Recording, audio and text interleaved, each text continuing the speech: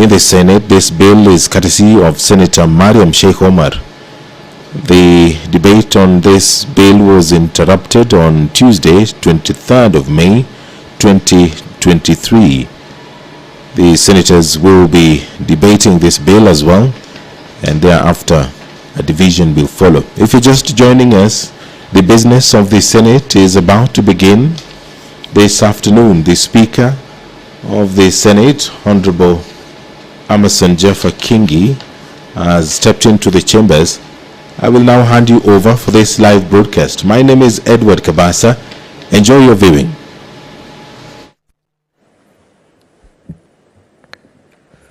Let us pray. Almighty God, we beseech you to behold with your abundant favor and blessings us, your servants, whom you have been pleased to call to leadership positions in this republic. We seek guidance to treat and consider all matters that shall come under deliberation in so just and faithful a manner as to advance the peace, prosperity, and welfare of our country and of those whose interests you've committed to our charge. Amen.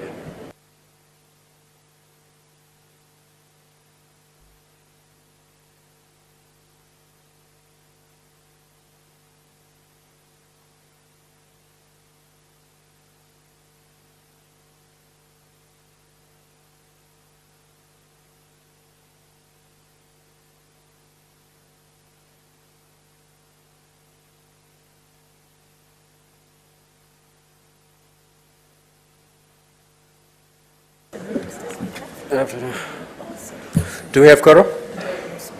Sergeant at Arms, kindly ring the division bell for 10 minutes.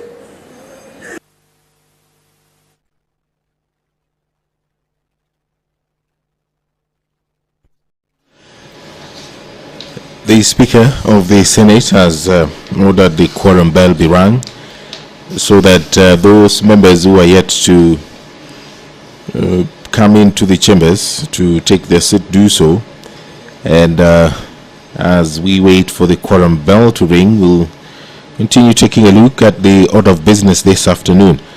There are a number of bills which have been lined up for debate and division, among them the Equalization Fund Administration Bill, Senate Bills number 14 of 2023. This is by the Chairperson Standing Committee on Finance and Budget. This bill is active in the Senate for the second reading. The Kenyan Sign Language Bill, Senate Bills number 9 of 2023, will also be debated.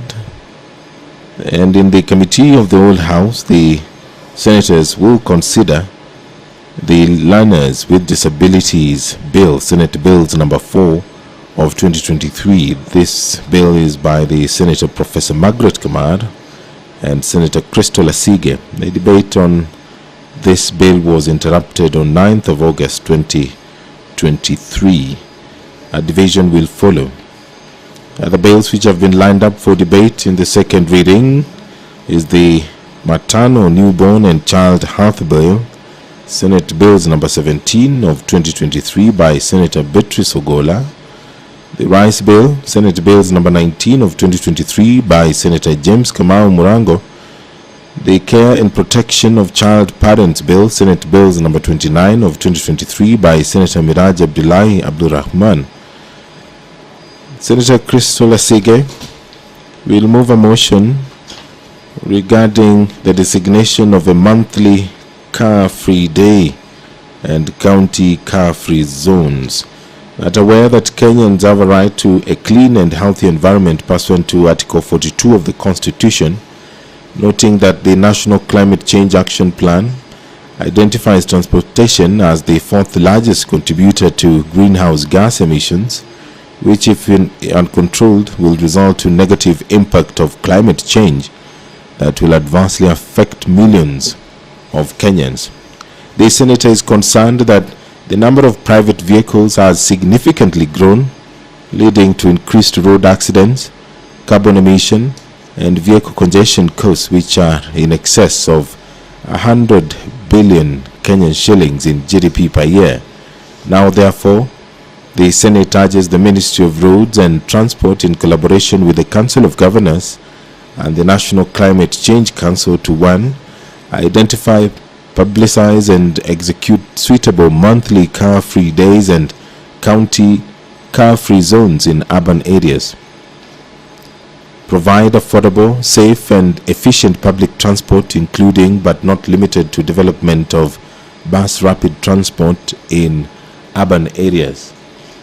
And also encourage the use of electric hybrid buses and provide appropriate incentives for their use, and design an infrastructure that can support non-motorized transport facilities such as pedestrian and bicycle access within urban centers, and finally ensure intermodal connectivity among the various transport modes.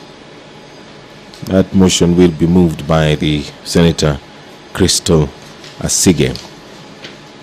The Chairperson, Standing Committee on Health, will move a motion on the adoption of the report of the Committee on the death of the late Edward Otieno Onyango due to alleged medical negligence, that the Senate adopts the report of the Committee on Health on inquiry into the death of the late Edward Otieno Onyango due to alleged medical negligence laid on the table of the Senate on Wednesday, 31st May 2023.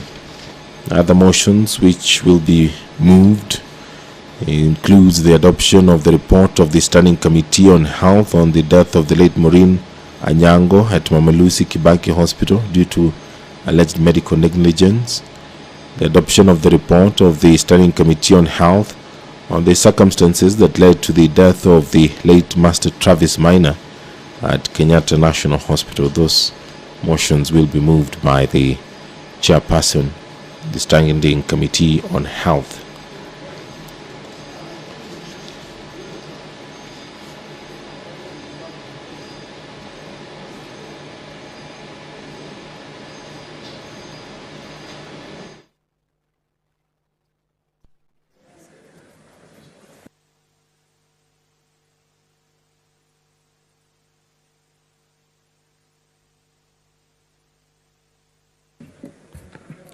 Clerk, proceed to call the first order, please. Order number 1, administration of oath. Order number 2, communication from the chair.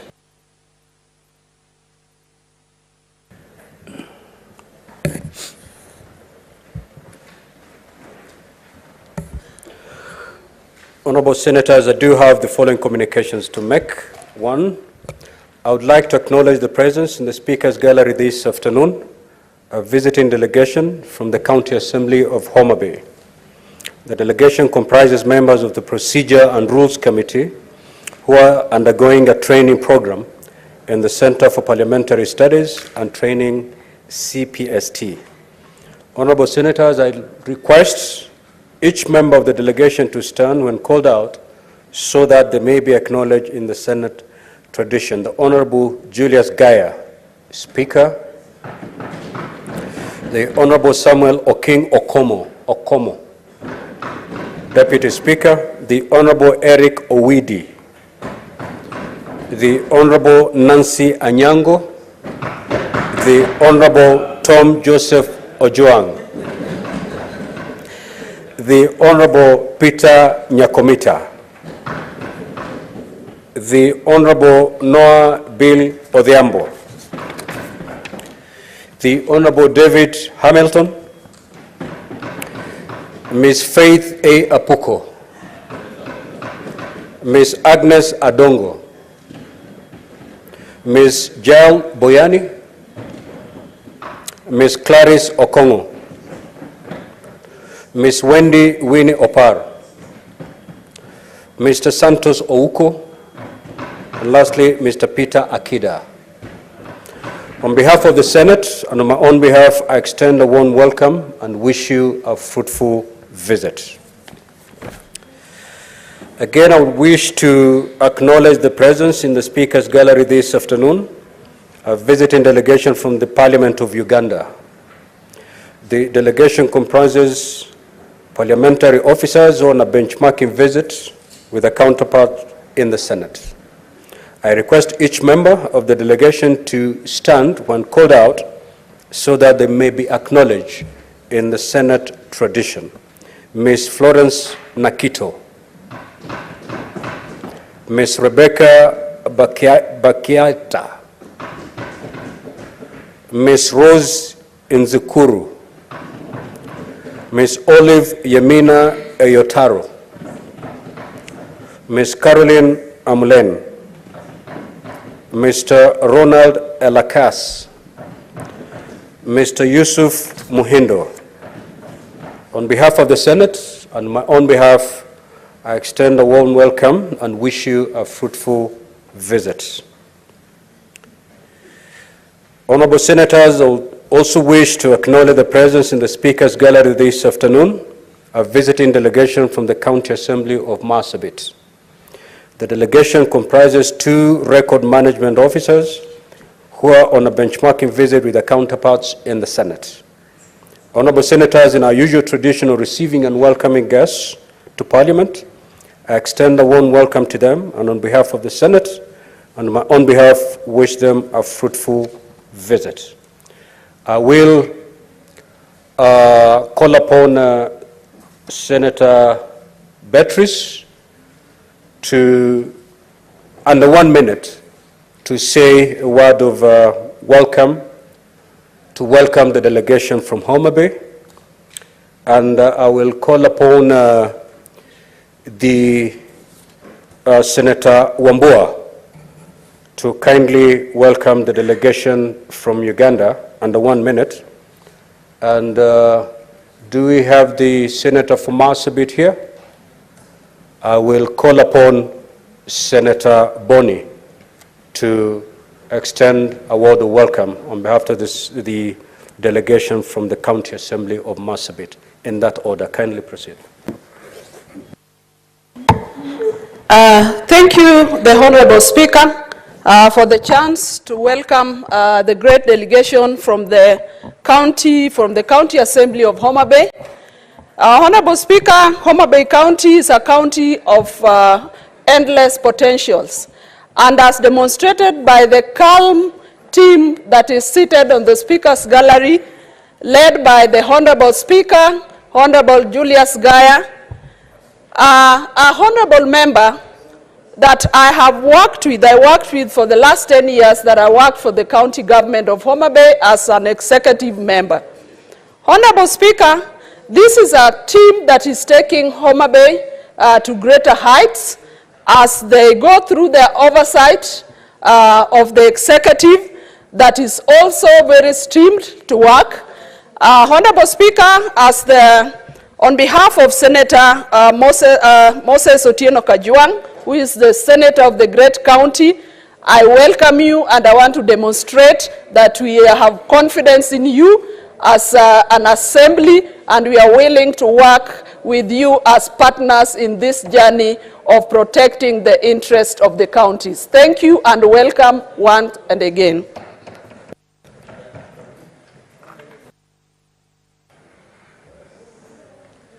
Thank you, Mr. Speaker. Mr. Speaker, on behalf of the leadership of the Senate on both sides, I want to take this opportunity to welcome the delegation from the Parliament of Uganda, who are here on a benchmarking visit with our Secretariat. I want to give them the assurance that they are in the right place at the right time, that you've come to visit the Senate at a time that we have a clear demonstration of professionalism in the management of affairs of the Senate and of Parliament. The beauty of it is that the clerk who leads the Secretariat of the Senate is also the Secretary of the Parliamentary Service Commission. And so you're in the right place. I wish you well as you visit with us. And when you go back to Uganda, you take the greetings from the Senate of the Republic of Kenya. As a Speaker, I welcome them.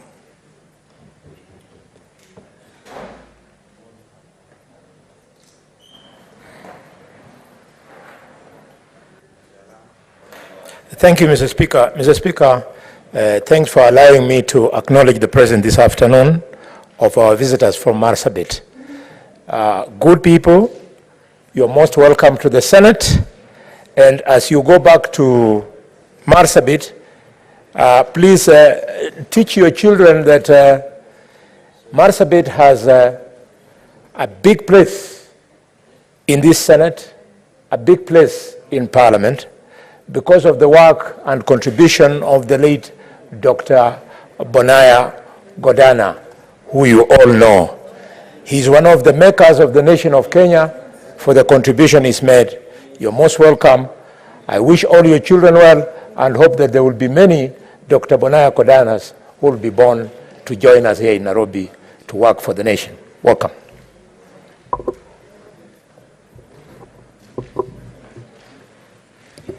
Next order, clerk.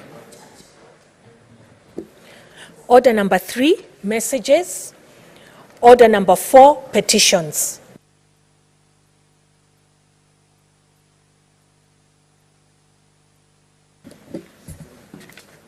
The Chairperson, Standing Committee on Devolution.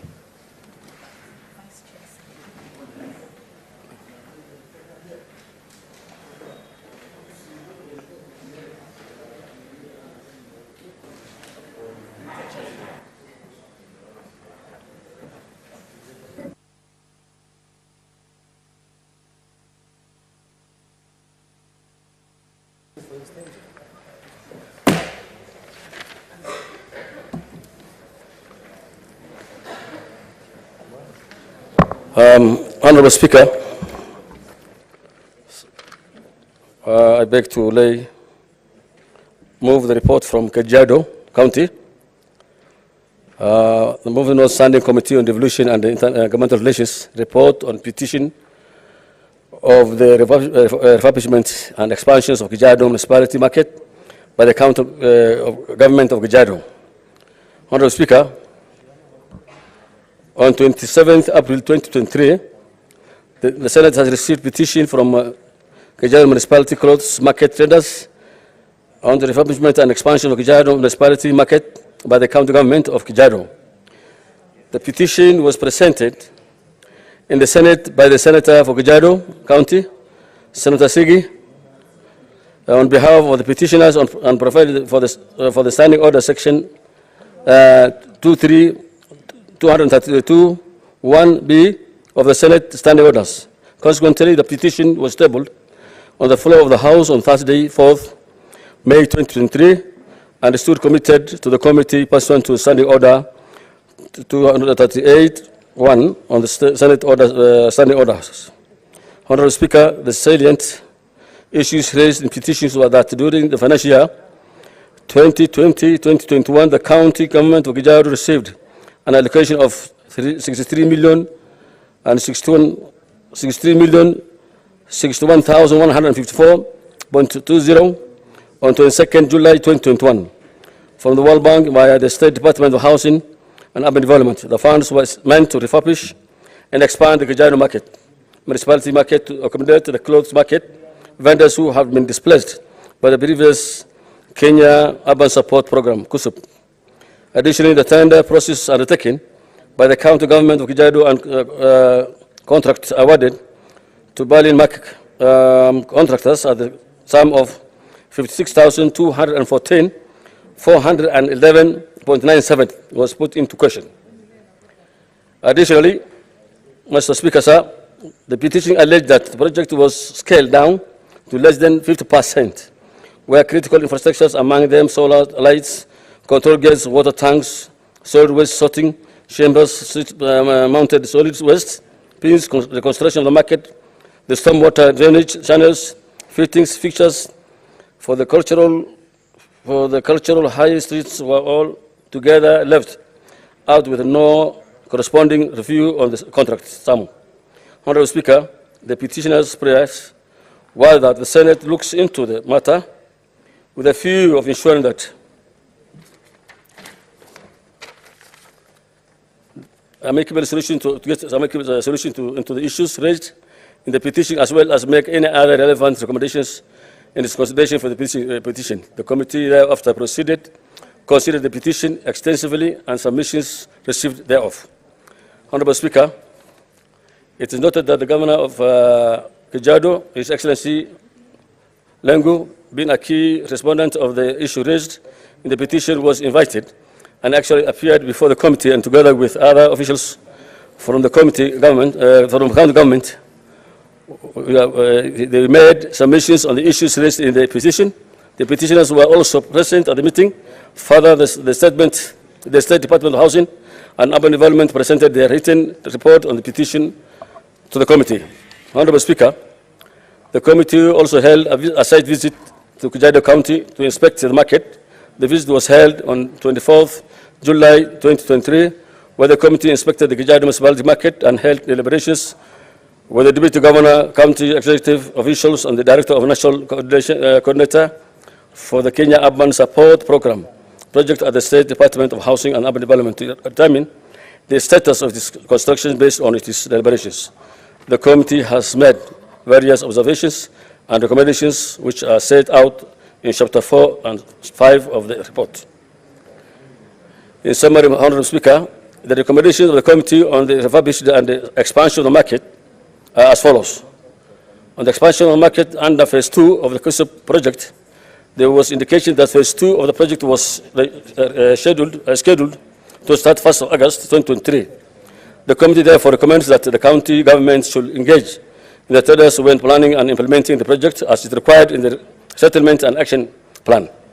In the meantime, the tenders should consider occupying the available space until more funding is availed for the project and the spaces are adequately increased for all the traders. Having established that the space provided in the completed market for each trader, which is 5 or 6 square feet, 5 by 6 feet, is inadequate, the county government should, as a matter of priority, increase the space to be occupied by each trader to a size agreeable between all concerned parties during the implementation of Phase 2 of the project. And 3, upon completion of the expansion under Phase 2, the county government should relocate some of the traders in Phase 1 to create more room for the traders.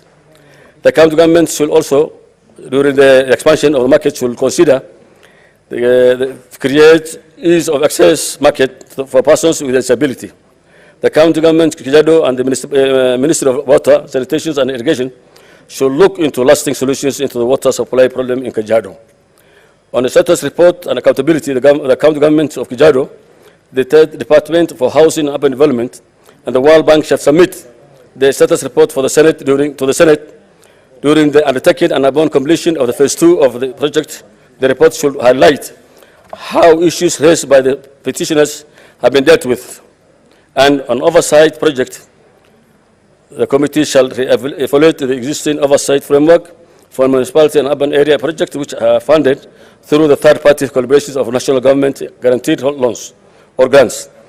There is a need to enhance financial accountabilities of municipalities to county assemblies as required by the Public Finance Act 2012. Honorable Speaker, may I take this opportunity to commend the committee for the devotion and commitment to the duty they made for the constitution. Also, I want to thank your office and the clerks for the good work they have done.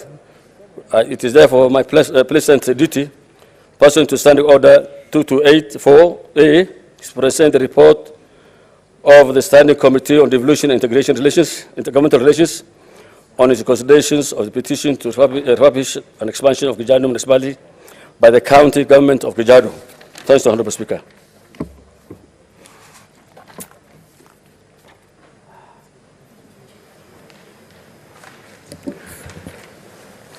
Next order. Order number 5, papers. Order number 6, notices of motion. Order number 7, questions and statements. Statements pursuant to Standing Order 53-1. The Honorable Senator Crystal.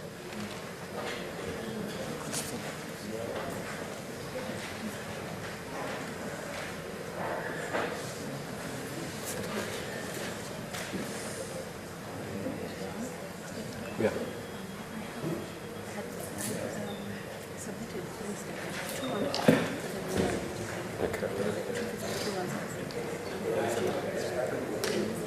we differ?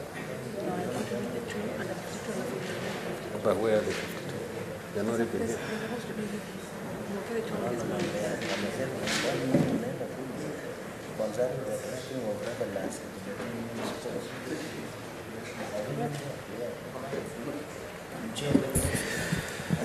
The Honorable Senator Esther Okanyuri.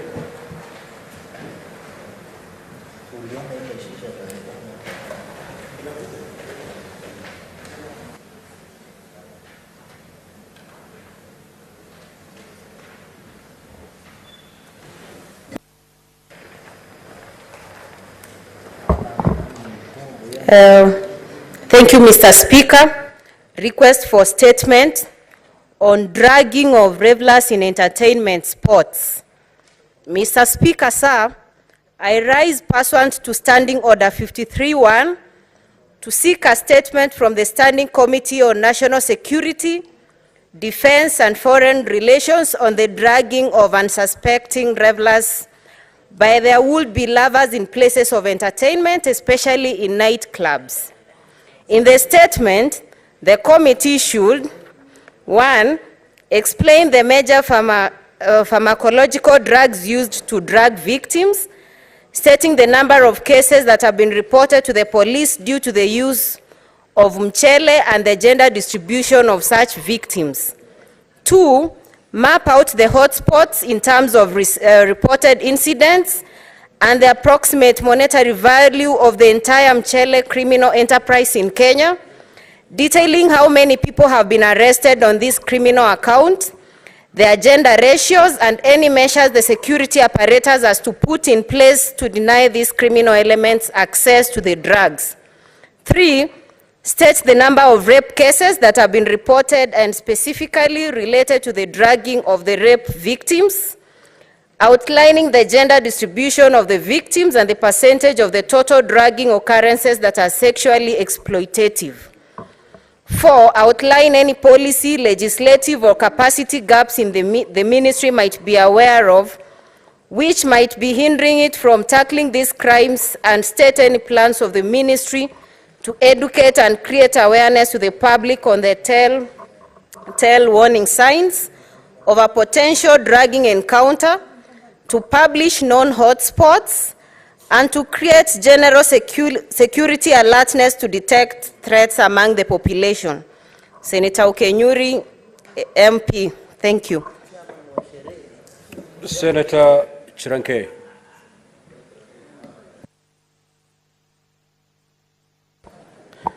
Thank you, Mr. Speaker. Sir, request for statement on plight of early childhood development and education ECD teachers in Nandi County. Mr. Speaker, sir, I rise pursuant to Standing Order 53-1 to seek a statement from the Standing Committee on Education concerning the plight of early childhood development and education ECD teachers in Nandi County. In the statement, Mr. Speaker, sir, the committee should state why the county government of Nandi has not implemented a scheme of service for ECD teachers in the county. Mr. Speaker, sir, number 2, explain why the county government of Nandi is using different and unapproved payment structure in paying ECD teachers employed on permanent and pensionable terms as a special salary, thus making their pay slips invaluable. Speaker, sir, number 3, give reasons why the county government of Nandi has failed to harmonize salaries for all ECD teachers, hence demotivating and causing anxiety among teachers due to imbalance of terms of service.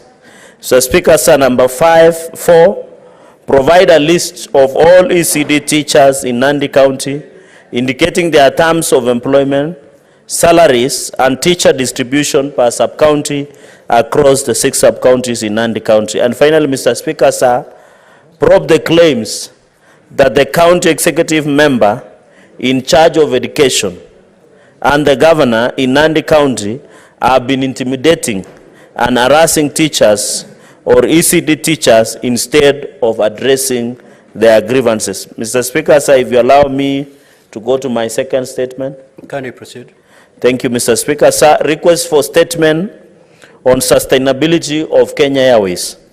Mr. Speaker, sir, I rise pursuant to Standing Order 53-1 to seek a statement from the Standing Committee on Roads, Transportation and Housing regarding the sustainability of Kenya Airways. Mr. Speaker, sir, in the statement, the committee should, 1, state measures put in place to address the shortage of aircrafts experienced by Kenya Airways or KQ, disclosing 1, details of current, number 2, planned leases of aircrafts, number 3, to include also in their terms of operation, and number 4, commercial viability of leasing such aircrafts by Kenya Airways or KQ as is commonly known. So, Speaker, finally, disclose the details of the signed strategic partnership framework between KQ and South Africa Airways, which is under receivership, explaining the potential impact of the partnership and whether it would result in a major or merger of the operations of the two airlines between Kenya Airways and South Africa Airlines, which is under receivership. I thank you, Mr. Speaker, sir. Senator Christo, are you ready to make your request under Standing Order 53? Yes, Speaker, thank you. I did have 2 statements under 52-1, though, that I was assured as recently as this morning that they are on the order paper, but I see that they are not. And I wonder what guidance you might give me on that. Just proceed to make a request under 53. And because thereafter I will give room for senators to make contribution on all these statements for 15 minutes. So if within the 15 minutes, your statements under Standing Order 52 will be availed, then thereafter I could grant you a chance to proceed. I thank you, Speaker. I rise pursuant to Standing Order 53-1 to seek a statement from the Standing Committee on Education regarding the recognition of special needs education programs by the Teachers Service Commission across higher education institutions in Kenya. In the statement, the committee should list the approved higher education institutions in Kenya by the TSC duly accredited to offer nationally recognized certification for special needs education programs, and where not indicated on this list, explain why higher education institutions such as the Kenyatta University and Maseno University are alleged to not hold special needs education accreditation, but continue to offer such courses. Explain the rationale behind the Teachers Service Commission decision to withhold accreditation for special needs education programs offered by certain institutions in Kenya, such as those by Kenyatta University and Maseno University, which has led to the unemployment of thousands of graduates. Investigate why higher education institutions continue to entice students to enroll into these specialized programs without holding proper accreditation to offer such courses, leaving students without accurate prospects into postgraduate employment pathways. And finally, appraise the Senate on recourse measures that will be taken to ensure funds or compensations are made to thousands of graduates who are affected that hold certificates in these specialized programs from higher education institutions that have no accreditation to offer such courses. I thank you, Speaker. Honorable Senators, I will allow 15 minutes for any intervention on these statements, and therefore, if you're given an opportunity to speak, mind your colleagues, please. Senator Kinyua. Asante Bwana Spika kunipatia fursa hii. Nataka kuunga mkono taarifa ya Senator Esi wa Kanyuri kwa sababu Bwana Spika ndio haya mambo ambayo yanatokea katika sehemu za kujiburudisha Bwana Spika zimekuwa ni kama donda sugu, kwa sababu ukitembelea sehemu nyingi Bwana Spika unapata iko watu wanajifanya kwamba wameenda pale kuburudika Bwana Spika, lakini ni watu wanavizia wengine, ni wakora Bwana Spika. Wamebeba madawa ambayo kwa lugha ya Kiingereza Bwana Spika, ambayo inajulikana zaidi ni Rohypnol Bwana Spika, ni Domicam Bwana Spika, ambayo wanakuwekea wakati Bwana Spika wewe umeenda pale kujiburudisha, hauna nia yoyote, lakini Bwana Spika unapata mtu amewekewa yale madawa, kwa lugha ya mtaani wanasema mchele Bwana Spika. Wanakuwekea mchele, alafu baada ya dakika chache Bwana Spika wewe umelala pale haujifahamu, basi wanaanza kukuibia Bwana Spika. Wengine wanakubeba, wanakupeleka kwa gari Bwana Spika, wanakuibia chochote ulicho nacho Bwana Spika. Kwa hivyo kamati ambayo ni ya usalama wakishughulikia hili jambo Bwana Spika, waliangalie kwa undani, na hasa waangalie zile pharmacy ama duka za kuuza madawa Bwana Spika, kwa sababu madawa yale mengine ni madawa ambayo yamekubalika kuuzwa, lakini yanapaswa kuuzwa mtu akiwa na prescription Bwana Spika. Kwa hivyo unapata Bwana Spika waangalie hasa maduka yetu ya kuuza madawa, kwa sababu hapo ndiko shida inaanza Bwana Spika. Na unapata watu wengi ambao wameandikwa katika haya maduka ama wameajiriwa katika haya maduka ya kuuza madawa Bwana Spika, hawaangalii, hawashughulikii mambo yote ambayo ni dawa ipi ipaswe kuuzwa bila prescription. Kwa hivyo wakitumia nao wakora tafuta njia mbadala Bwana Spika ya kuaibia watu, badala ya kutumia sasa bunduki na risasi Bwana Spika wanatumia madawa, kwa sababu Bwana Spika mimi nafikiria pengine ni vile teknolojia inaendelea kupanda, watu wanaendelea kutumia njia mbadala ya kuaibia wananchi. Nashukuru Bwana Spika, na ni vizuri kamati hiyo iangazie kwa kindani, na sio tu kwenda pale katika mabaa, lakini tuangalie Bwana Spika hata duka zetu za kuuza madawa. Nashukuru Bwana Spika. Senator Faki.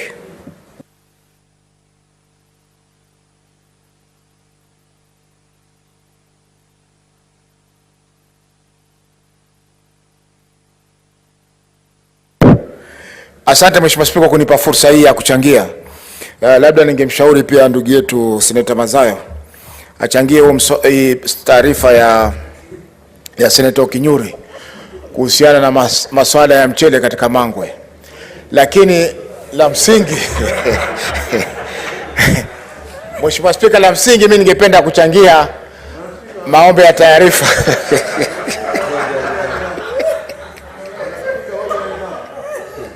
What is the point of order? What is the point of order?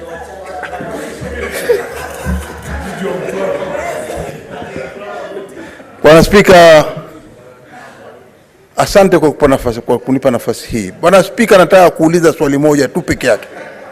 Je, ni haki yeye kutaja kiongozi wake wa walio wengi wachache, kumtaja kama mmoja wa wale ambao waweze kuongea kuhusikana na wale ambao wanahusikana na mambo ya kupelekea ama kusambaza mchele wenye sumu kuwafanya wengine waweze kufaint? Ni haki hiyo? I think Senator Mazayo, I don't think you understood Senator Faki. The reason why he picked on you is because of the kind of drink that was referring to is only available in your county. Mangoes are only available in Kilifi. So he was saying, if this thing is rampant in bars, could it be also available in those mangoes in Kilifi?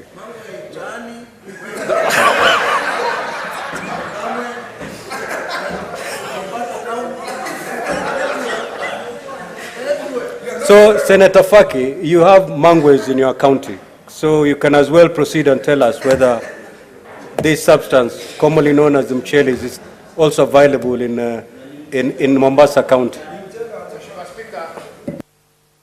Kweli mangwe mimi nazipitia mbali kwa sababu imani yangu hainiruhusu kutumia vinywaji hivyo. Kwa hivyo ningependa ku-withdraw swala hilo kama Mheshimiwa Mazayo hataka kuzungumzia mambo ya mchele kuhusiana na mangwe. Ningependa ku-withdraw, ningependa kuondoa matamshi yangu. Lakini Mheshimiwa Spika, la msingi na muhimu kabisa ningependa kuchangia taarifa iliyoletwa bungeni na Senator Cherargei kuhusiana na Kenya Airways. Mheshimiwa Spika, ni kweli kwamba Kenya Airways miaka nenda miaka rudi sasa inafanya hasara, na hasara hii inabebwa na serikali, inabebwa na kodi zetu.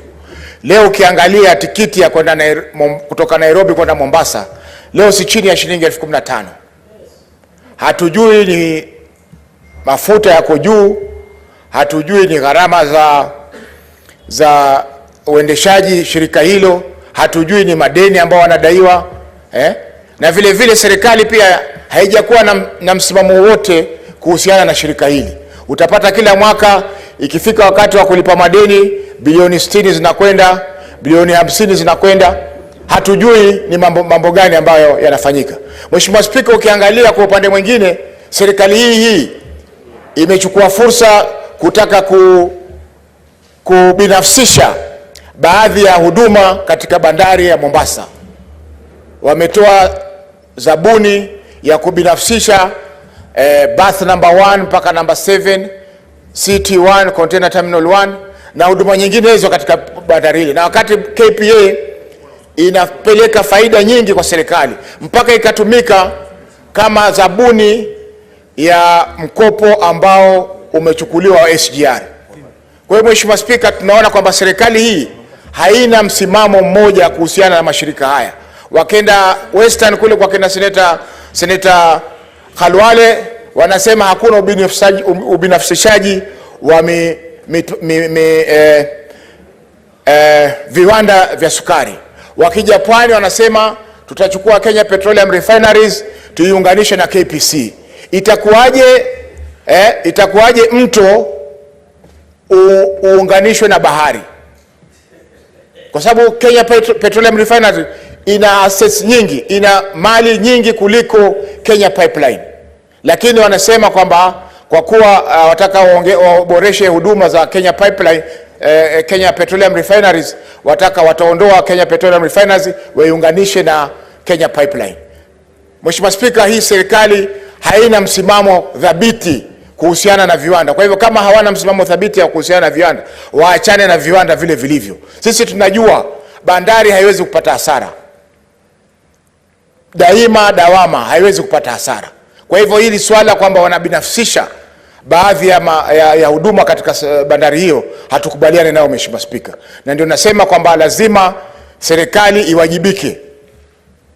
Lazima serikali iwajibike. Kama wanaweza kulipa bilioni 60 kwa Kenya Airways kwa mwaka, kufungua kuanzisha tena kazi katika Kenya Petroleum Refineries haihitaji bilioni hizo. Tunajua kuna mafuta Turkana. Juzi tunaambiwa hata wiki ijayo tukienda tukikaa katika vikao Turkana tutapata fursa kwenda kuangalia hivyo visima vya mafuta. Na mafuta yale kuyasafirisha mpaka Mombasa ni rahisi kuliko kuyasafirisha kutoka Kenya mpaka India kwenda kusafishwa. Kiwanda tuko nacho pale, nafasi ya kuweka yale mafuta storage ya kutosha iko, soko liko la kutosha. Kwa hivyo ni bora serikali iregeshe tena kazi katika kiwanda cha Kenya Petroleum Refineries kuliko kuiunganisha sasa na Kenya Pipeline ili waweze kutuibia mali zetu ambazo tumekuwa nazo kutoka jadi mpaka jadi. Asante Mheshimiwa Spika kwa kunipa fursa hii. Senator Bone. Thank you, Mr. Speaker. Mr. Speaker, I wish to request for further responses to the issue of KQ, Kenya Airways. Mr. Speaker, this is very sad. The thought of losing KQ should perish. An international airline like the one we have in Kenya is actually the face of the country, especially when you're out of the country. We should learn from the best international practices. We've seen an airline like Ethiopian Airlines, which has been at the same level with KQ for a long time, is doing pretty well. And Mr. Speaker, we are to blame. I am not a big sympathizer of the former President Uhuru, but when President Uhuru advised Parliament, last Parliament in the 12th, that we should allow KQ to operate Jomo Kenyatta International Airport, he was learning from the best international practices. Bole International Airport in Ethiopia, Addis, is operated by Ethiopian Airlines, and it is profitable. I want to appeal to colleagues, we allow this matter to come back to the Senate, to come back to the National Assembly. We allow KQ to operate Jomo Kenyatta International Airport and probably Mombasa and Eldoret, Mr. Speaker, and Kisumu. Could the committee come with a position of government on whether they are willing to do another attempt? The second comment is, if we don't fix this, this thing appears to have become a cash cow. There are some owners of shares within KQ who know that at every financial year, they'll be benefiting from the cash which is normally injected in. Maybe this report, Mr. Speaker, should tell us, who are these people who are leasing aircrafts? We are told that some of the big political families in this country, they own aircrafts, and I've not said which family. They own aircraft which they lease to us. We cannot surrender the wealth of the commonwealth of the nation to a few families, Mr. Speaker. This has to be clear. We want Kenya to go on. I flew Kenya Airways when it was still a small thing like this. I fly it today. I would like my grandchildren to fly it even when it is better. Thank you, Mr. Speaker. Senator Mazayo.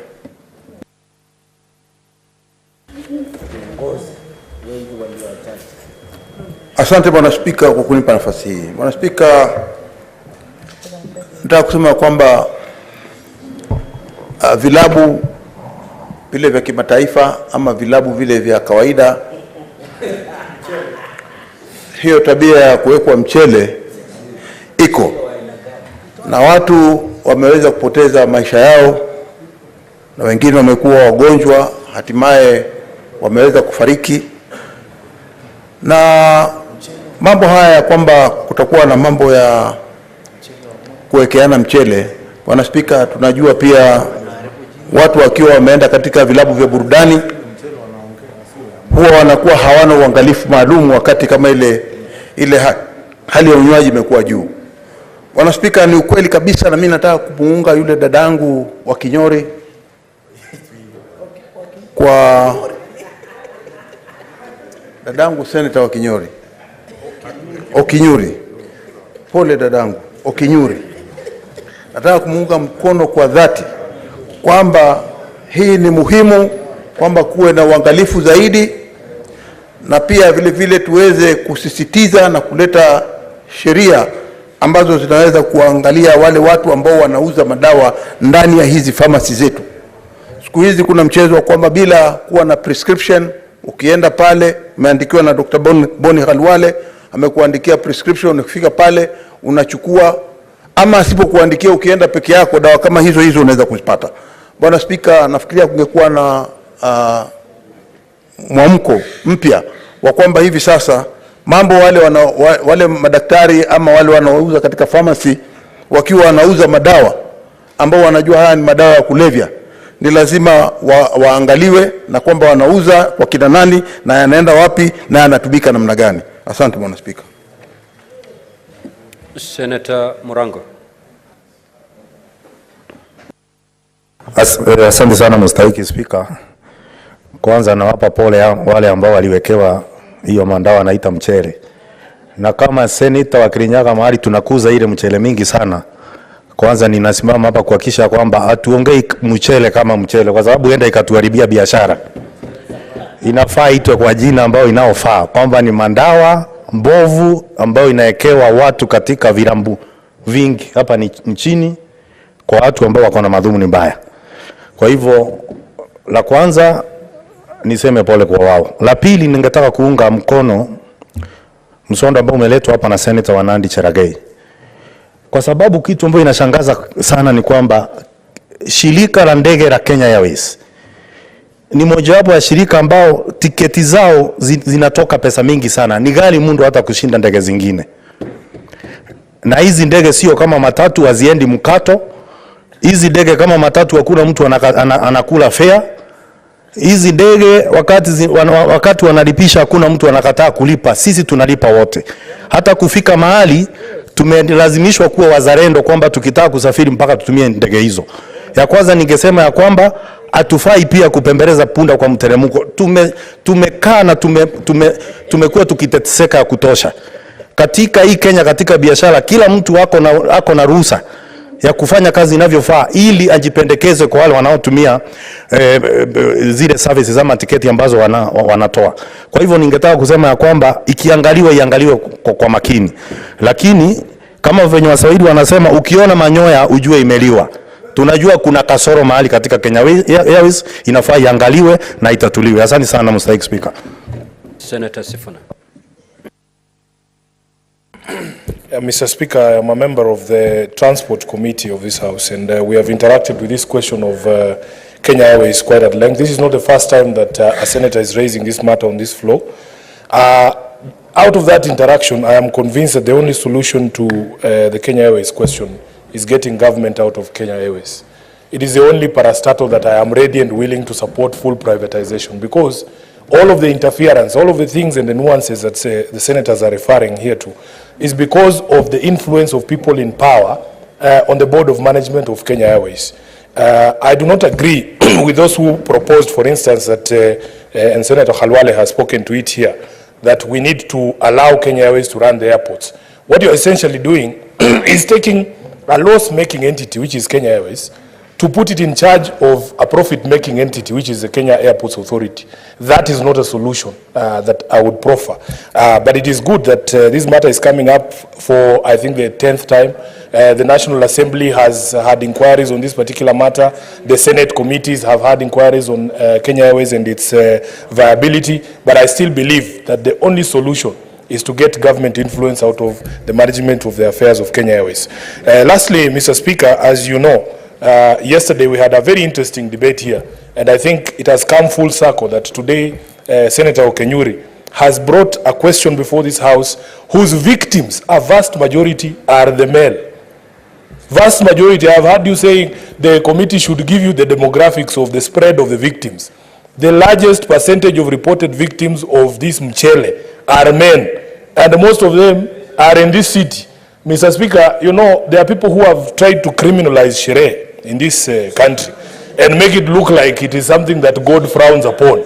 But I want to remind them that the first miracle that Jesus himself performed was to turn water into wine. And if these ladies who sambaza this michele were there at that miracle in Canaan, Mr. Speaker, they would have wreaked havoc, because everybody in that party had a drink. Mr. Speaker, we have an organization or a government entity in this country called the Pharmacy and Poisons Board. It is their responsibility to make sure that the supply and availability of these stupefying drugs is not as rampant as it is right now. I saw an investigation by one of the local media houses. It was so easy to procure these things. You just go across the counter and you tell them, leo mko na gani, which one do you have now? They will even tell you that there's a more potent one that has come. And this should essentially be controlled substances, Mr. Speaker. It's not about, you know, blacklisting what they call, what Senator Okenyuri was talking about, known places. Because the purveyors of mchele are mobile. Today they will be in a club on Ngong Road. Tomorrow you will find them. If you run away and go to Thika Road, you will find them there as well. And there have been reported cases even in this city where some clubs and security people in those clubs collude with these criminals, essentially criminals, to poison people. And we have seen very serious cases, Mr. Speaker, people actually die. And there is nothing that, as a senator of Nairobi personally, I would hate more than people who want to ruin Sherehe in this city. And therefore, I want to strongly agree with my sister Okenyuri that this is a matter that we now need to deal with firmly, and especially because a vast majority of the victims are men like myself. So, Mr. Speaker, this one is something close to my heart. I want it to be resolved as quickly as possible. Thank you, Mr. Speaker. Senator Ali Roba. Thank you very much, Mr. Speaker. I rise to support the statement by Senator Cherargei on Kenya Airways. It seems this problem of Kenya Airways is unlikely to go away, and it is wept in challenges of other stakeholders controlling the issues of Kenya Airways. The solution as suggested by Senator Sifuna can only be full privatization of Kenya Airways in order to make sure that that entity is able to compete unhindered by unseen forces around the management of Kenya Airways. That Kenya Airways has proven beyond any reasonable doubt that it will be incapable of changing itself in its current structure, current setting. And I would like to request His Excellency the President of the Republic of Kenya. I feel pained, as a pilot. I travel vast in my career before, and whenever I travel, and for example, in the just less than 10 years ago, Ethiopian Airlines was way behind Kenya Airways. Recently, I traveled to Addis, and I looked at the fleet of Ethiopian Airlines at the airport in Bole International Airport. And what I've seen is unimaginable.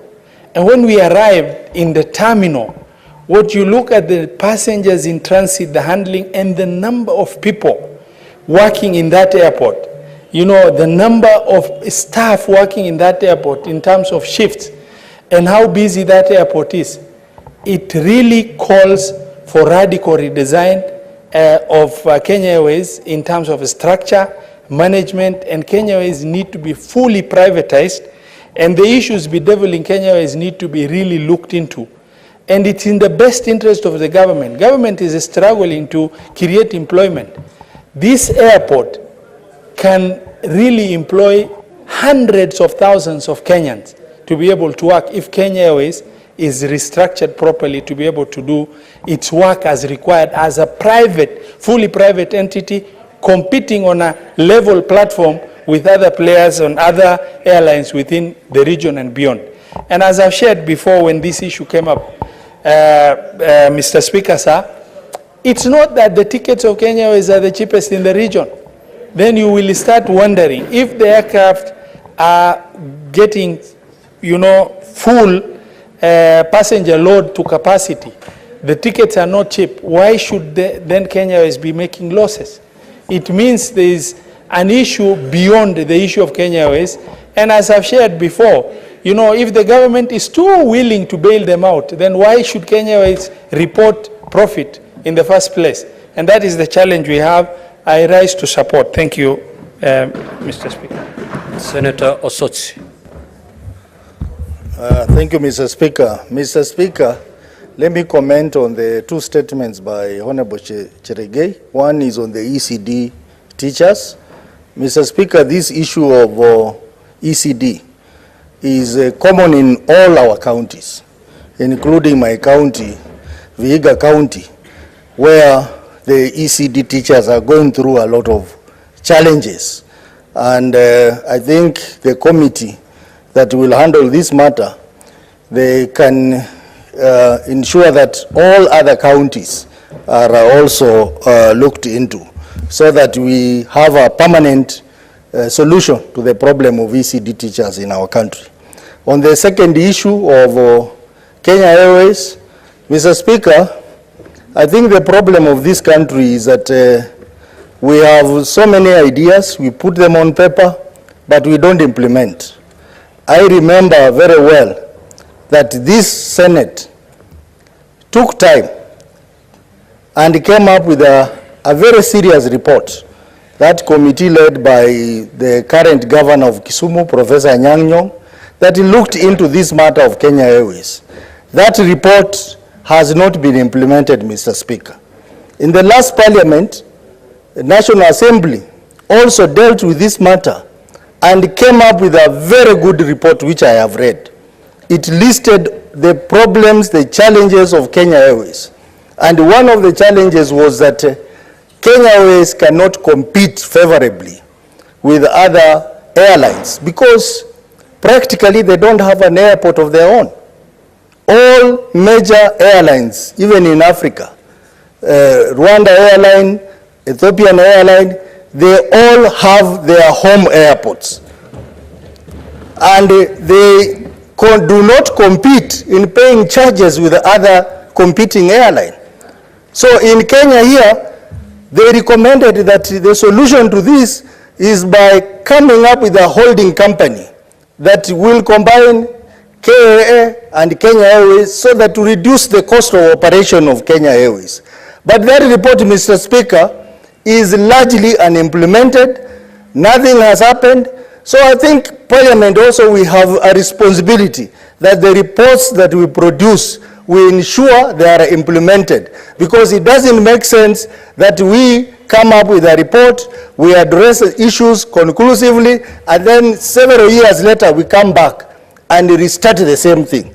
So I would recommend that the committee that will be looking into this matter, they go to the archives and pick the two reports by this Senate and the National Assembly, so that we don't appear like we are reinventing the wheel when we have solutions to these problems. Mr. Speaker, I support. Honorable Senators, we have expended the 15 minutes and therefore we will proceed to the statements pursuant to Standing Order 52.1. However, before I allow Senator Crystal Asigi and Senator Muma to make their statements, I have the following communication to make. I would like to acknowledge the presence in the public gallery this afternoon, visiting teachers and students from Murungaro Secondary School in Nyandarua County. Honorable Senators, in our usual tradition of receiving and welcoming visitors to Parliament, I extend a warm welcome to them, and on behalf of the Senate, on my own behalf, wish them a fruitful visit. Also, I would wish to acknowledge the presence in the public gallery this afternoon, visiting teachers and students from Upendo CDC, Nairobi City County. Honorable Senators, in our usual tradition of receiving and welcoming guests to Parliament, I extend a warm welcome to them, and on behalf of the Senate, and on my own behalf, wish them a fruitful visit. I will allow Senator Sifuna to, under 1 minute, to say a word of welcome on behalf of the two delegations. Mr. Speaker, with your kind permission, as the head of delegation for Nairobi, I would like to allow Senator Karen Nyamu from Nairobi to make that welcome. I thank you. Very well, Senator Nyamu. Thank you very much, my head of delegation, Senator Sifuna, and thank you, Mr. Speaker. I want to take this opportunity to welcome you, our guests, in this plenary session. We want you to take as much as possible. I happen to have links in the county of Nyandarua through the father of my children, and so I am part of you. I am sure the ones from Nyandarua know what I'm talking about. So welcome, enjoy the session, and learn as much as possible. Thank you very much. Honorable Crystal Asigi, your statements pursuant to Standing Order 52. Thank you very much, Speaker. I appreciate through you and the clerk's table for your swift action. Thank you. I rise pursuant to Standing Order 52.1 to make a statement regarding the recent judgment of the Employment and Labor Relations Court, which required the Registrar of Trade Unions to register the Kenyan Musicians Union in Civil Appeal number E130 of 2022. Mr. Speaker, the right to unionize is a fundamental human right. Article 23(4) of the Universal Human Rights Declaration states that everyone has the right to form and to join trade unions for the protection of his interests. This right is recognized under our own Constitution, which grants every worker the right to form, join, or participate in the activities and programs of trade union under Article 41. The importance of trade unions is well established in our country. Historically, they are the vehicles through which workers have communicated their needs, championed for rights such as leave and pension benefits, agitate for better pay, and improve their working conditions in general. These are huge undertakings that are difficult to attain at an individual level, Speaker, but together, workers from different industries have been able to channel their voices through collective bargaining agreements, CBAs, and achieve more humane and respectable conditions. Mr. Speaker, musicians are workers whose tools are their voices, instruments, and sheer talent.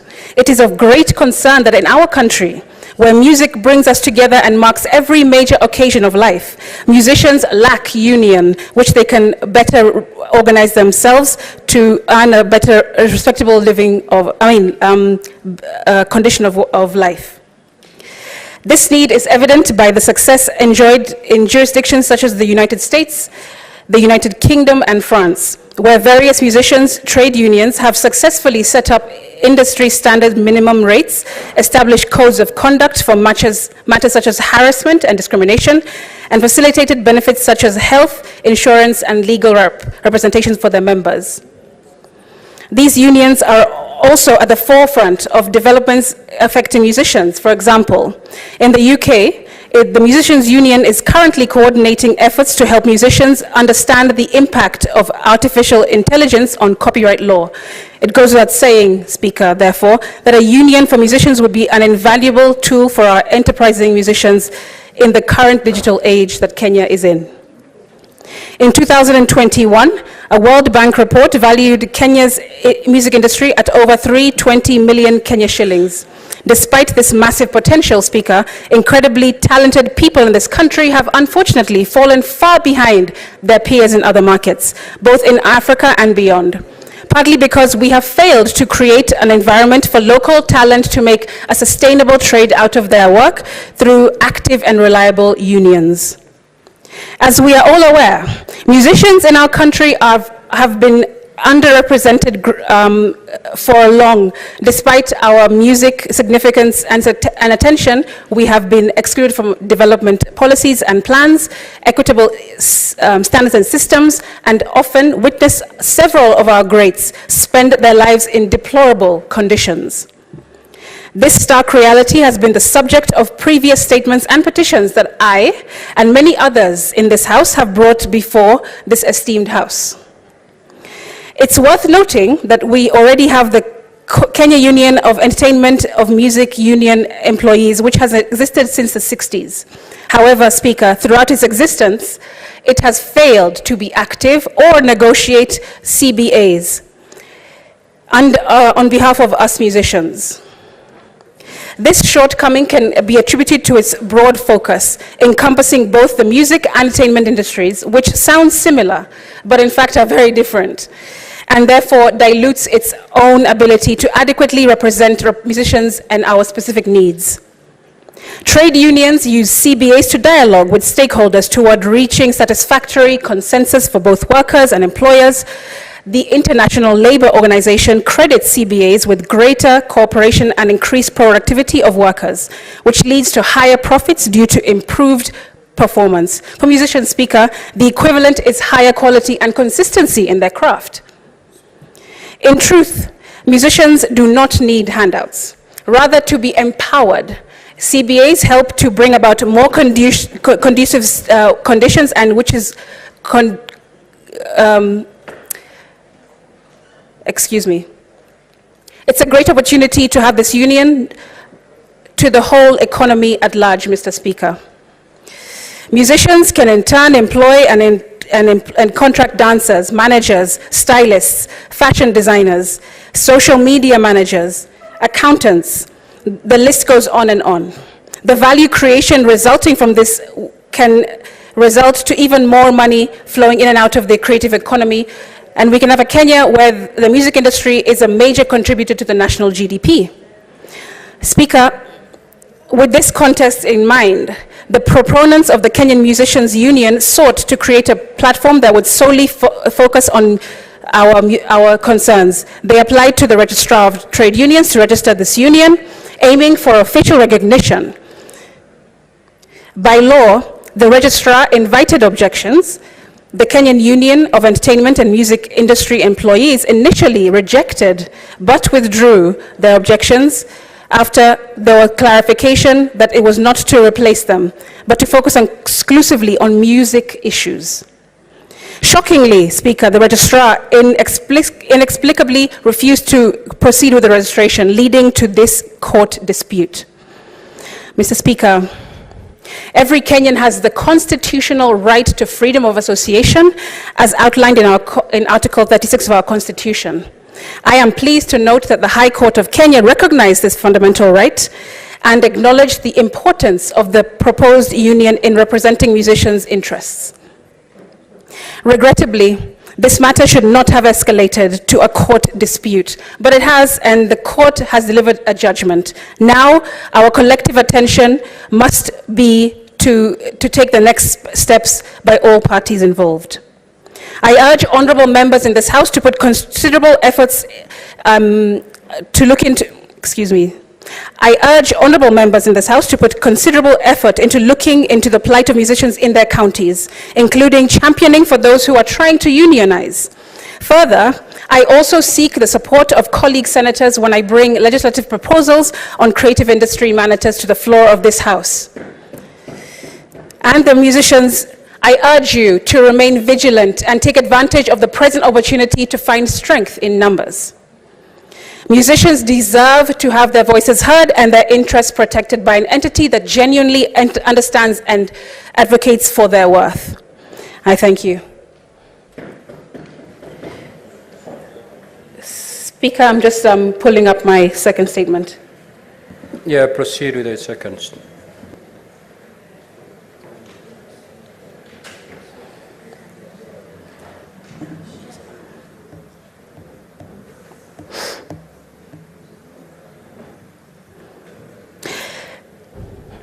Speaker, I rise pursuant to 52.1 to make a statement of topical concern commemorating the International Week of Deaf People and the International Day of Sign Languages. Mr. Speaker, International Week of Deaf People is observed annually between 18th and 24th of September, with the International Day of Sign Languages celebrated on the 23rd of September, this Saturday. To mark these important occasions, we are called to reflect upon the lives of deaf people and the status of their inclusion and empowerment as members of our society. It's an opportunity for us to ponder upon these individuals, participate in various aspects of life that you and I may take for granted, and how policies, laws, and procedures can improve matters for them. It is also a chance to recognize the efforts made so far towards better inclusion for the deaf community. The National Association of the Deaf estimates that there are over 2.7 million deaf people in Kenya, assuming the 5.5% global prevalence. It's important to note that this number might be even higher based on the 2017 study by the Kenya Institute of Special Education, KISE, that found in Kenya the prevalence of persons affected with hearing loss is 10%, that is above the 5.5% global average. It's a significant portion of the nation that needs to be upheld. The International Week of Deaf People encompasses various themes and objectives aimed at raising awareness on matters affecting the deaf community. This year, these themes include the recognition of the rights of deaf children, inclusion of deaf people in matters that concern them, and the diversity of deaf people globally. Mr. Speaker, the United Nations declared the 23rd of September the International Day of Sign Languages to mark this key role that sign languages play in the fundamental human rights for deaf people. Sign language is not a means of communication alone. It's a gateway to inclusion, empowerment, and equal participation in society for millions of individuals who are deaf or hearing impaired. But it cannot be gainsaid how crucial sign languages are to secure human rights and belonging. Through sign languages, people can express their thoughts, feelings, and ideas. This is how we all, whether deaf or hearing, form connections and build relationships, and understand one another, and even gain understanding of different cultures and communities. Mr. Speaker, the International Day for Sign Languages is marked to recognize deaf people as an integral part of our society, who add diversity and color to our heritage. As such, the Kenyan Sign Language should be promoted for use for all throughout Kenya. A definitive step toward achieving this is the swift enactment of the Kenya Sign Language Bill. In doing this, we can surpass the Deaf Federation call for governments to take steps that at least 50% of our children know their national sign language, and create societies where deaf people can sign anywhere in the world. Our government should lead by example. by taking a step further to provide mandatory sensitivity training across public sectors to ensure the respect, dignity, and protection of the rights of the deaf across board. In fact, I'd go as far as questioning why this hasn't happened in this honorable House. Mr. Speaker, I wish to bring to your attention that even on our Parliament live stream sessions, we do not provide sign language interpreters to translate daily business of both houses for deaf Kenyans to follow. Being that our Kenya Sign Language Bill is currently moving successfully in the order paper, we will be remiss to not provide interpretation when debating legislation without being inclusive of those it so crucially impacts. Mr. Speaker, it's important to acknowledge that sign languages are not universal. They vary from one region to another. Currently, there are over 300 unique sign languages recognized globally, reflecting the rich linguistic culture of hearing communities. Our sign language is the primary means of communication for the deaf, and it plays a pivotal role in their daily lives. Sign languages also play an essential role in the educational landscape. Deaf children who are exposed to sign from an early age have the opportunity to access quality education on par with their hearing peers. Inclusive education, where sign language is recognized and integrated, ensures that the deaf students can thrive academically and socially. Mr. Speaker, moreover, there is a need for increased awareness and understanding of the importance of sign languages within our society. Education and sensitization efforts should extend beyond the deaf community to ensure that everyone recognizes the value of sign languages as a bridge to inclusion for all. As the hearing community, we should take it upon ourselves to make an effort to learn basic sign language to communicate, reducing social isolation, discrimination, and misunderstandings. The knowledge of sign language is a great skill to have, Mr. Speaker, and would mean so much to every deaf person that we interact with. To conclude, Speaker, let's reaffirm our commitment to the rights of inclusion and well-being of deaf individuals in Kenya. It's for this reason that I am pushing, along with Senator Kamar, for the enactment of the Kenya Sign Language Bill 2023 and ask colleague senators for their continued support. And I even invite them, Chair, Speaker, to sign. It's very easy if you would wish to support my my statement to sign this way. Mr. Speaker, I support. I thank you. Thank you, Senator Muma.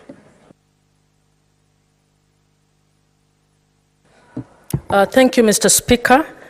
I rise pursuant to Standing Order 52.1 to make a statement on the indigenous peoples of Kenya. Mr. Speaker, please protect me from a huge conversation here that is disrupting me, SG and team. Mr. Speaker, Kenya has a multi-ethnic population of several bands of tribes who have resided in this country well before the arrival of the colonial government and the establishment of the nation of Kenya as it is known today. Article 260 of the Constitution of Kenya acknowledges that indigenous people are part of marginalized communities and that indigenous people, in the wording of this article, include an indigenous community that has retained and maintained a traditional lifestyle and livelihood based on a hunter or gatherer economy. Mr. Speaker, the phrase indigenous has also been used in different articles of the Constitution in diverse contexts, with recognition being given to the notions of indigenous languages in Article 7, indigenous technologies under Article 11, indigenous seeds under Article 11, and indigenous knowledge under Article 69, wherein these notions are recognized as worthy of protection. The concept of indigenous peoples, however, does not have a universal meaning and is considered differently in different jurisdictions. International and regional treaties like the United Nations Covenant on Civil and Political Rights and the International Covenant on Economic, Social, Cultural Rights and the African Charter on Human and People's Rights have not defined the concept nor uniformly used it, but have sought to clarify the concept through committees and working groups.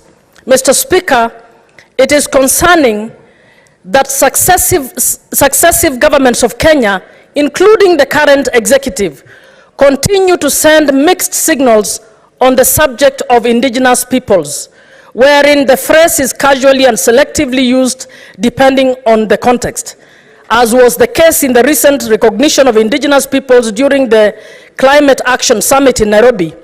But none of the successive executive orders have assigned functions to any ministry or department on this mandate that deals with indigenous peoples.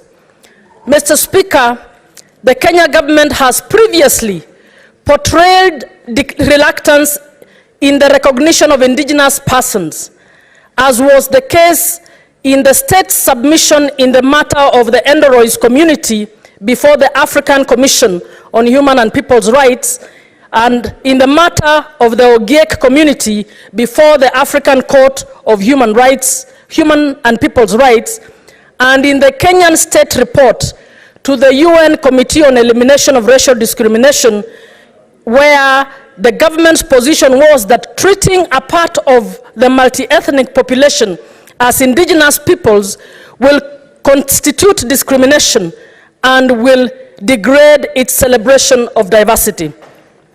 Mr. Speaker, state institutions, including the National Gender and Equality Commission, the Kenya National Commission on Human Rights, as well as NGOs, have been registered to address concerns of indigenous peoples' concerns, and they regularly attend international forums on this subject. We also tend to celebrate the International Day of Indigenous Peoples on 9th August every year, where some communities participate as the indigenous peoples.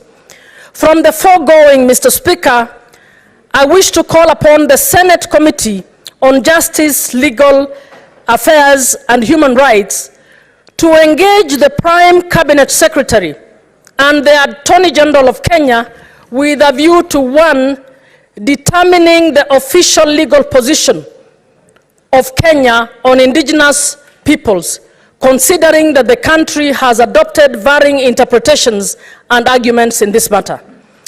Number two, to classify which communities from the over 53 communities and clans are considered to be indigenous peoples of Kenya and the reasons for such classification. Number three, to propose specific development projects and measures that can be put in place by the government to address the marginalization of the communities that are considered to be of indigenous peoples, and to guarantee that they will receive equitable share of benefits of state resources as other communities. Number four, to designate a ministry or a state department to deal with matters relating to indigenous peoples. Number five, to outline steps taken by the current government to promote and to protect the development of different issues that serve to preserve the indigenous traits of Kenyan communities, such as culture, heritage, language, as required under the Constitution, including indigenous technologies and materials such as seeds and plant varieties in the development agenda that the government has drawn. Thank you, Mr. Speaker. Senator Catherine Muma, nominated. Statement pursuant to Standing Order 57-1, the Majority Leader.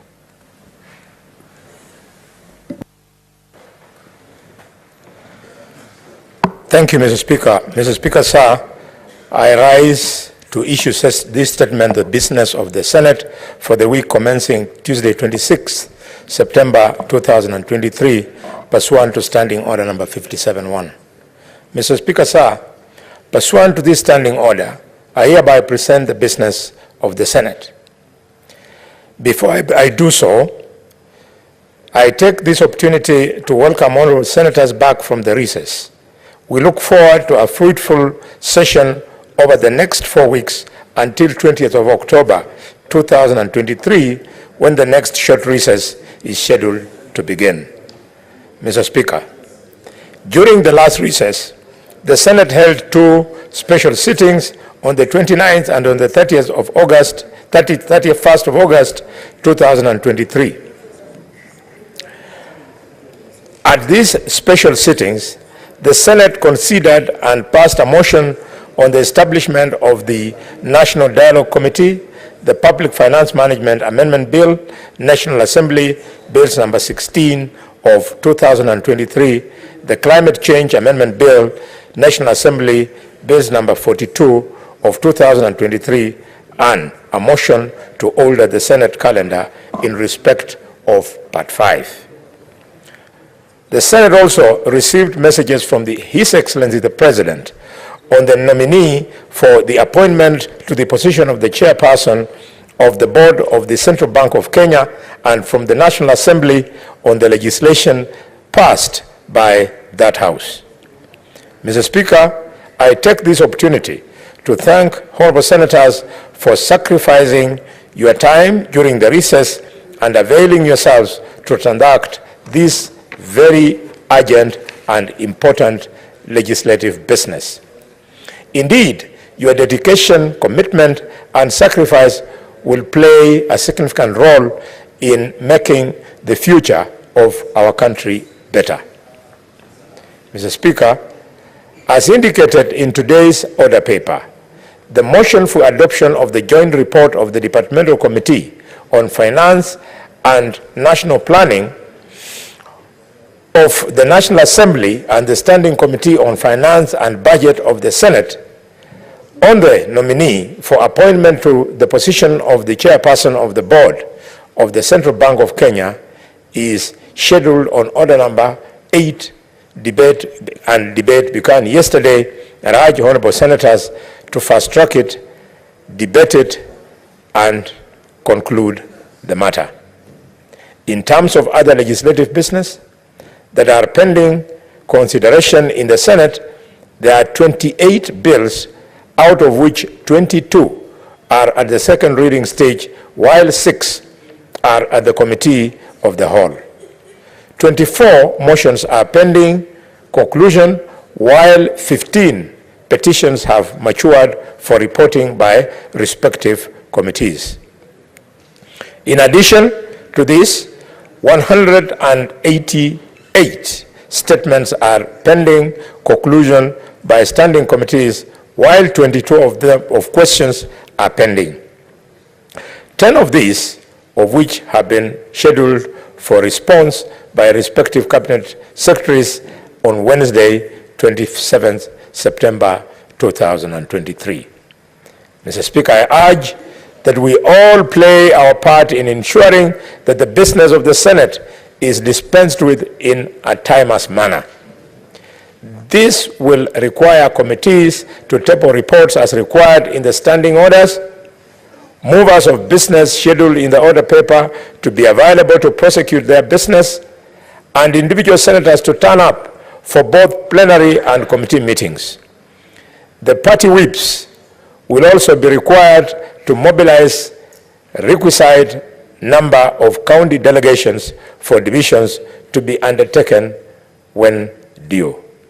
Mr. Speaker, sir, at its meeting held on Tuesday, 19th September 2023, the Senate Business Committee approved the next set of questions to be scheduled in the order paper for Wednesday, 27th September 2023. The summary of the questions and cabinet secretaries to appear are, Mr. Speaker, as follows. 1. Question number 11 by the Senator of Laikipia, the distinguished Senator John Kinyua Nderitu, MP, to the Cabinet Secretary for Interior, National Administration concerning the state of security in Laikipia County and the wider North Rift region. 2. Question number 12 by Senator for Laikipia County, John Kinyua Nderitu, MP, to the Cabinet Secretary for Interior, a national administration concerning the rampant abuse of ketamine, a drug. Question 25 by Senator of Marsabit, Senator Mohammed Said Chute, MP, to the Cabinet Secretary for Interior and National Administration regarding the recruitment and deployment of chiefs and assistant chiefs. Question 26 by the Senator for Marsabit, the same as above, to the Cabinet Secretary to the Interior and National Administration regarding delay in recruitment of NPRs in the wider northern frontier counties. Question 32 by the Senator of Kirinyaga, Senator James Murangu, MP, to the Cabinet Secretary for Interior and National Administration concerning the kidnappings along Makutano-Sagana Highway in Kirinyaga County. Question 45 by the Senator for Turkana, Senator James Lomenen, MP, to the Cabinet Secretary for Interior and National Administration concerning the security situation in West Pokot and Turkana counties. Question 18 by the Senator for Turkana, the same James Lomenen, to the Cabinet Secretary for Foreign and Diaspora Affairs regarding inaction of the Kenya government to hasten the release of the Turkana pastorists who are currently incarcerated in Uganda. Question 36 by the Senator for Kajiado County, Senator Lengu Olekanar Seki, MP, to the Cabinet Secretary for Energy and Petroleum regarding compensation to landowners affected by the construction of electricity transmission lines in Kajiado County. Question 52 by the Senator for Marsabit, Senator Mohammed Said Chute, MP, to the Cabinet Secretary for Energy and Petroleum regarding electricity transition from Lake Turkana Wind Power Plant, LTWP, and question 45 by the Senator for Kakamega, Senator Dr. Bonnie Khalwale, CBS, MP, to the Cabinet Secretary for Mining, Economy and Maritime Affairs concerning the status of gold mining activities in Kakamega County and the stalling of the construction of a gold mining refinery in Ekolomani constituency. Mr. Speaker, sir, finally, as honorable senators are aware, pursuant to the resolution passed on the 30th of May, 2023, the Senate will hold its plenary and committee sittings in Turkana County from the 25th of September to the 29th of September 2023. Mr. Speaker, I urge honorable senators to ensure that they participate at these momentous sittings outside Nairobi. I thank you, and I hereby lay these statements on the table of this Senate on behalf of Senator Aaron Cheruiyot, MTH, MP, Senate Majority Leader, today, 21st of September, 2023. Thank you. Before the clerk calls the next order, allow me to make this communication. I would like to acknowledge the presence in the Speaker's Gallery this afternoon, 7 young men and women who have been in the Senate for the last 3 months undertaking an internship program. Honorable Senators, the objective of this program is to provide young people with first-hand experience in the legislative process and to expose them to the intricate world of public policy and public service. On behalf of the Senate and my own behalf, I wish them well during the program and in their future endeavors. Allow me to call upon Senator Karungo under 1 minute to just say a word of welcome. Thank you very much, Mr. Speaker, for the great opportunity to welcome, as you said, they were here for a learning experience. And Mr. Speaker, I would want to take this opportunity to encourage others out there, because this Senate is very different from the other Senates, because we are a mixture of those who are here before. We have a mixture of those who are MCAs before, like myself. We even do have those who are governors, like Governor Mandago and Governor Ali Roba, even those who are MPs, and also led by you, the Speaker, a former governor. So it is a mixture of experience. And I believe learning from this Senate and the senators and the staff who are well versed with the running of any parliament, I believe they will go home with a lot of knowledge and, of course, with an experience to always remember. Thank you very much, Mr. Speaker. I will allow Senator Boni also to, under 1 minute, to also put a word of welcome. Thank you, Mr. Speaker. Mr. Speaker, by their presence, allow me to extend my gratitude to you, the Speaker of the Senate, the Speaker of the National Assembly, the two clerks, and all the employees, because amongst those young people is my son, Injin Kukaste Khalwale, who is undergoing university education, pursuing a degree in computer science. Thank you, Mr. Speaker. Yes. Next order. Order number 8, motion, consideration of a nominee for appointment as the chairperson of the Board of Directors of the Central Bank of Kenya. Before debate was interrupted, Senator Karungo had the floor, and you have a balance of 12 minutes.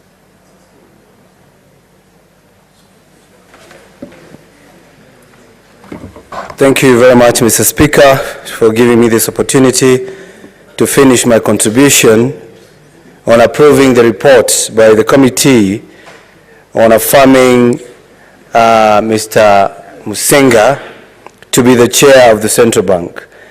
Mr. Speaker, before I start, and yesterday I was standing to inform Honorable Boni Khalwale when he was listing the women who have broken the glass ceiling. I wanted to remind him that he forgot the first Maasai to be elected a member of parliament, and that is Senator Peris Tobiko. Mr. Speaker, as I stand to support this report, I would want to urge Central Bank, with the new chair, to listen carefully to the clarion call by the President. The President has on numerous occasions said that we require a new finance or a new financial infrastructure or architecture. Mr. Speaker, what that means, it is new rules and regulations when it comes to our finances in this country, Mr. Speaker. I know the President is talking about the whole world. He's talking about global finances, but I would want to urge, as the chairman takes on this seat, together with the governor of Central Bank, they should take that clarion call for us as a citizen, ask citizens of this country to also enjoy that new finance infrastructure.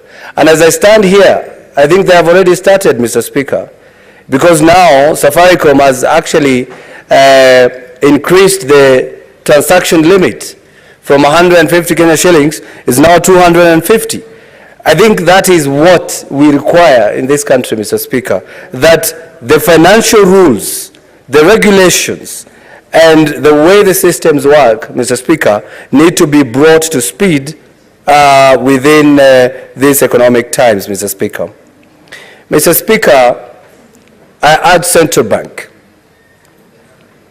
to come with what we call systematic changes, Mr. Speaker, when we are doing transaction. And yesterday, as I was giving my contribution yesterday, Mr. Speaker, I said I'm a great supporter of cryptocurrency. And when you talk about systematic change, it brings about transparency. what cryptocurrency do, Mr. Speaker, because it is based on blockchain, it brings about transparency. Maybe to bring to speed my good friend, chairman for CEPIC, chairman, Senator Osotsi, a blockchain is where you do a transaction and immediately you get your receipt. That receipt is distributed to everybody in the network, meaning you can never go back there to complain your receipt is different from everybody in the world. And to bring you very close to this scenario, Mr. Speaker, during the presidential election, we did what we call blockchain without even knowing, Mr. Speaker. Because at the counting of the presidential results, that form 30, was it 36 or 35? 34. That form 34 was stuck on the door and it was photocopied by everybody. It was even distributed online. And that's why it was very hard for anybody to try to change it. Because trying to change it, you'll have to recall all the forms in the whole country and change each and every one, and then you give us a copy. So, Mr. Speaker, blockchain brings about transparency. And if the chairman who commented about cryptocurrency will take that seriously, together with the governor of Central Bank, I believe we are going to move to the right direction, and this is what we call the new financial infrastructure. Mr. Speaker, as I conclude, because I had made my comments yesterday, I don't know what stops the National Treasury, and of course even Central Bank, to even have what we call digital screens, even at the Senate here. You know, Mr. Speaker, when you go to a bank, you are able to see how much a dollar is exchanging with Kenya shillings, Australian dollar, Chinese yuan, and all that. What would stop both the Central Bank, the control of budget, and the Treasury to have something like that even here at the Senate? So today we'll be able to know which county received what, how much, and how much they received a few days ago, Mr. Speaker. What I'm trying to bring across, Mr. Speaker, it is we need a transparency infrastructure when it comes to the way we transact business, and especially on our legal tender, which is the Kenya shillings, Mr. Speaker. And as I conclude, I don't know, but we should allow, or at least come up with a law that regularizes or legalizes cryptocurrency. Because, Mr. Speaker, just because you do not regulate it, it doesn't mean it is illegal. There were youths here in Nairobi, millions of them, who queued to have their eyeballs scanned. Mr. Speaker, some were arrested, some were even deported to their country, Mr. Speaker. But because we do not have regulations, Mr. Speaker, that's why such a thing would happen.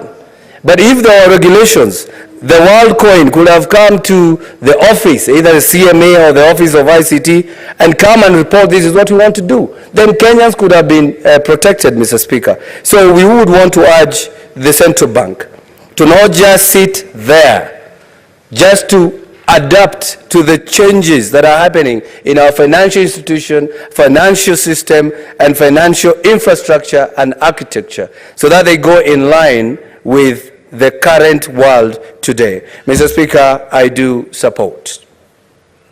Senator Olekina.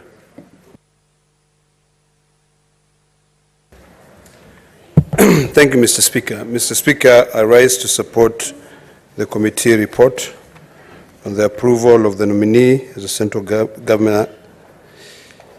Mr. Speaker, during this time, we are dealing with a lot of challenges as an economy. We have issues that must be thought out clearly.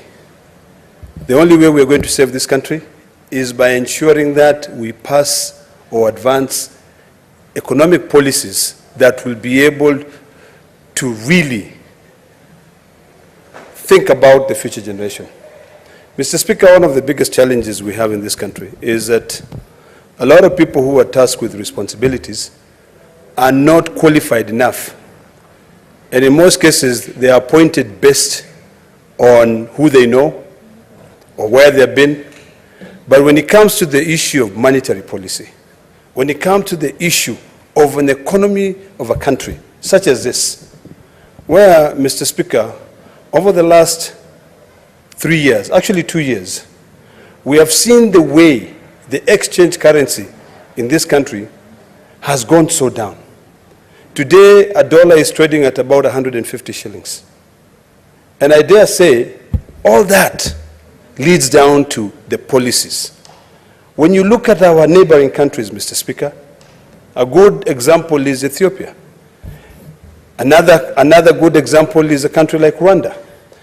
There are policies which are defined to protect the currencies of those countries.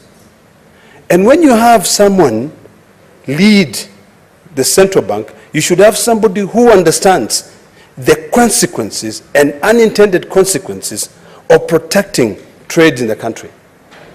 Mr. Speaker, if you go to Ethiopia today and you attempt to exchange dollars, when you do it in a hotel, the exchange rate would be, for $1, you'll probably get 55. If you go to the streets, you will get 110. In fact, in most cases, when you go to those hotels and you try and pay with their own money, they will not allow you to do that.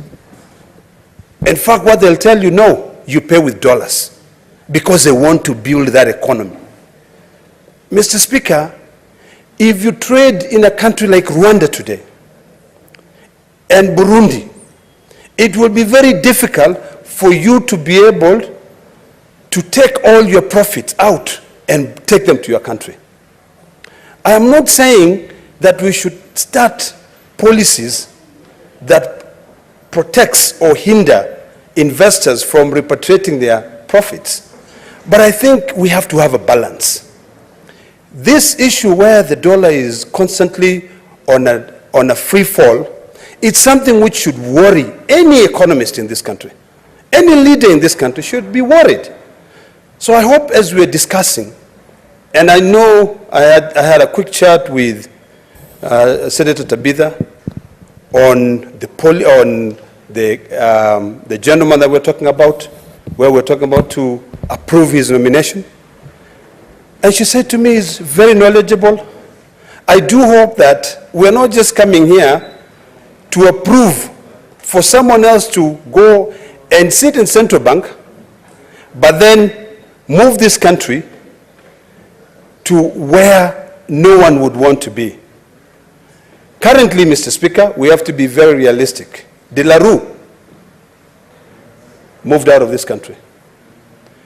When you talk about central bank in this country, they are tasked with the responsibility of ensuring that they come up with policies to print currencies. We need to know, why is it that De La Rue left?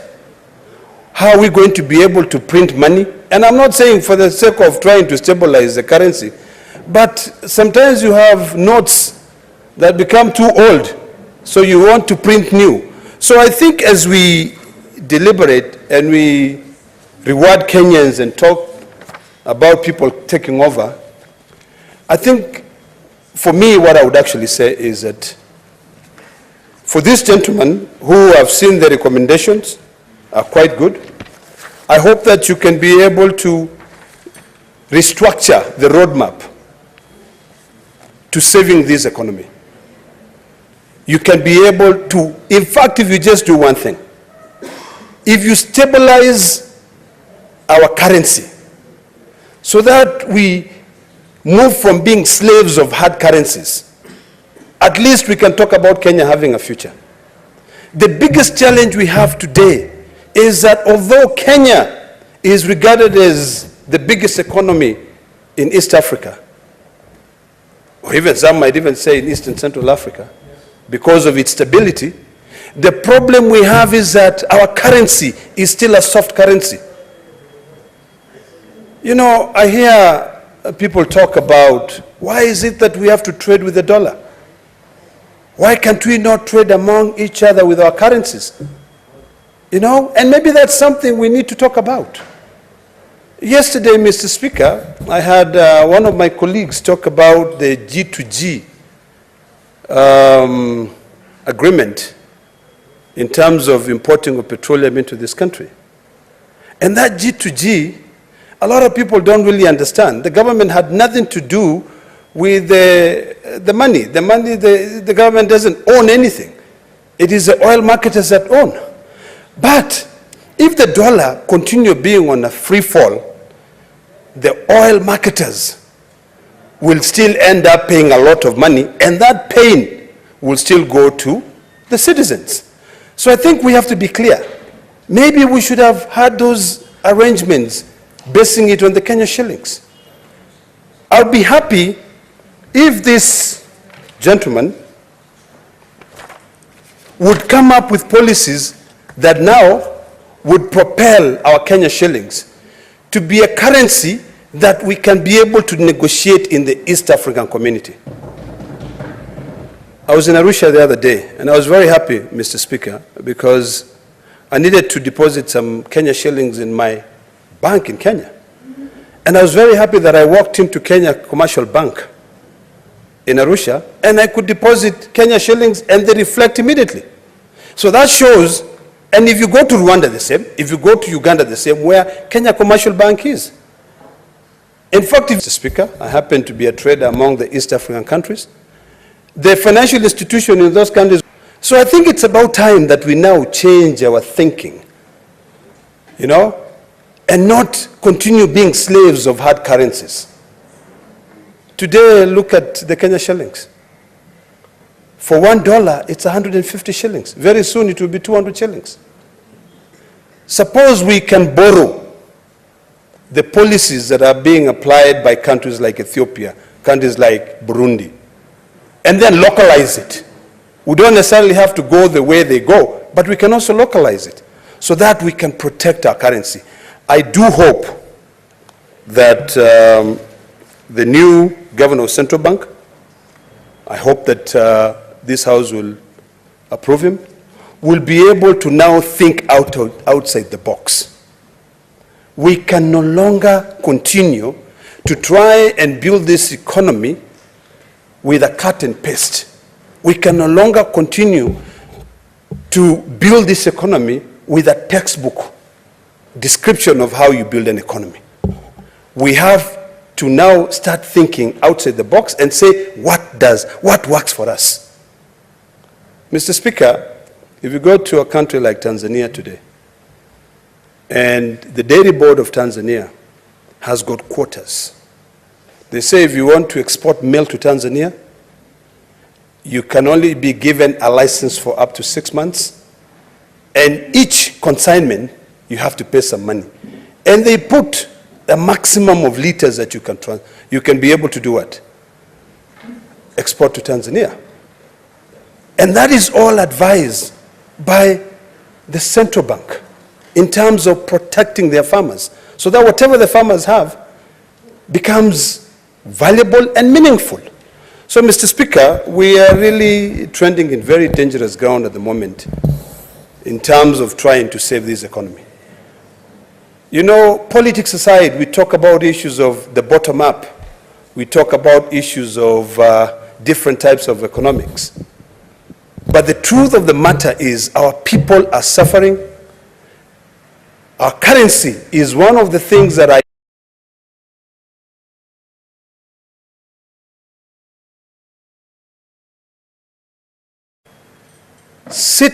think throughout and how we're going to protect our people. Because everything we're buying now, Mr. Speaker, when it comes to the issue of fuel, relies on the dollar. So when we buy fuel at a price of about 200, and 54% of that is in taxes, the 46%, you would think Kenyans will still be able to afford. No, they can't. It becomes very expensive. But if the shilling was stable, people will be able to, you know, to deal with it. You know, we have such an industrious economy, a resilient population. So with good policies, good monetary policies, we will be able to move this country into, thinking, being futuristic. Finally, Mr. Speaker, I do hope that from time to time, and maybe we may end up having to amend the Constitution, because the Constitution says that, I think Article 231, that the central bank governor cannot be directed by anybody. I hope that we can be able to amend either the PFM Act, and also maybe the Constitution, just like Article 153 of the Constitution mandates each and every cabinet secretary to table the report on how their departments are performing.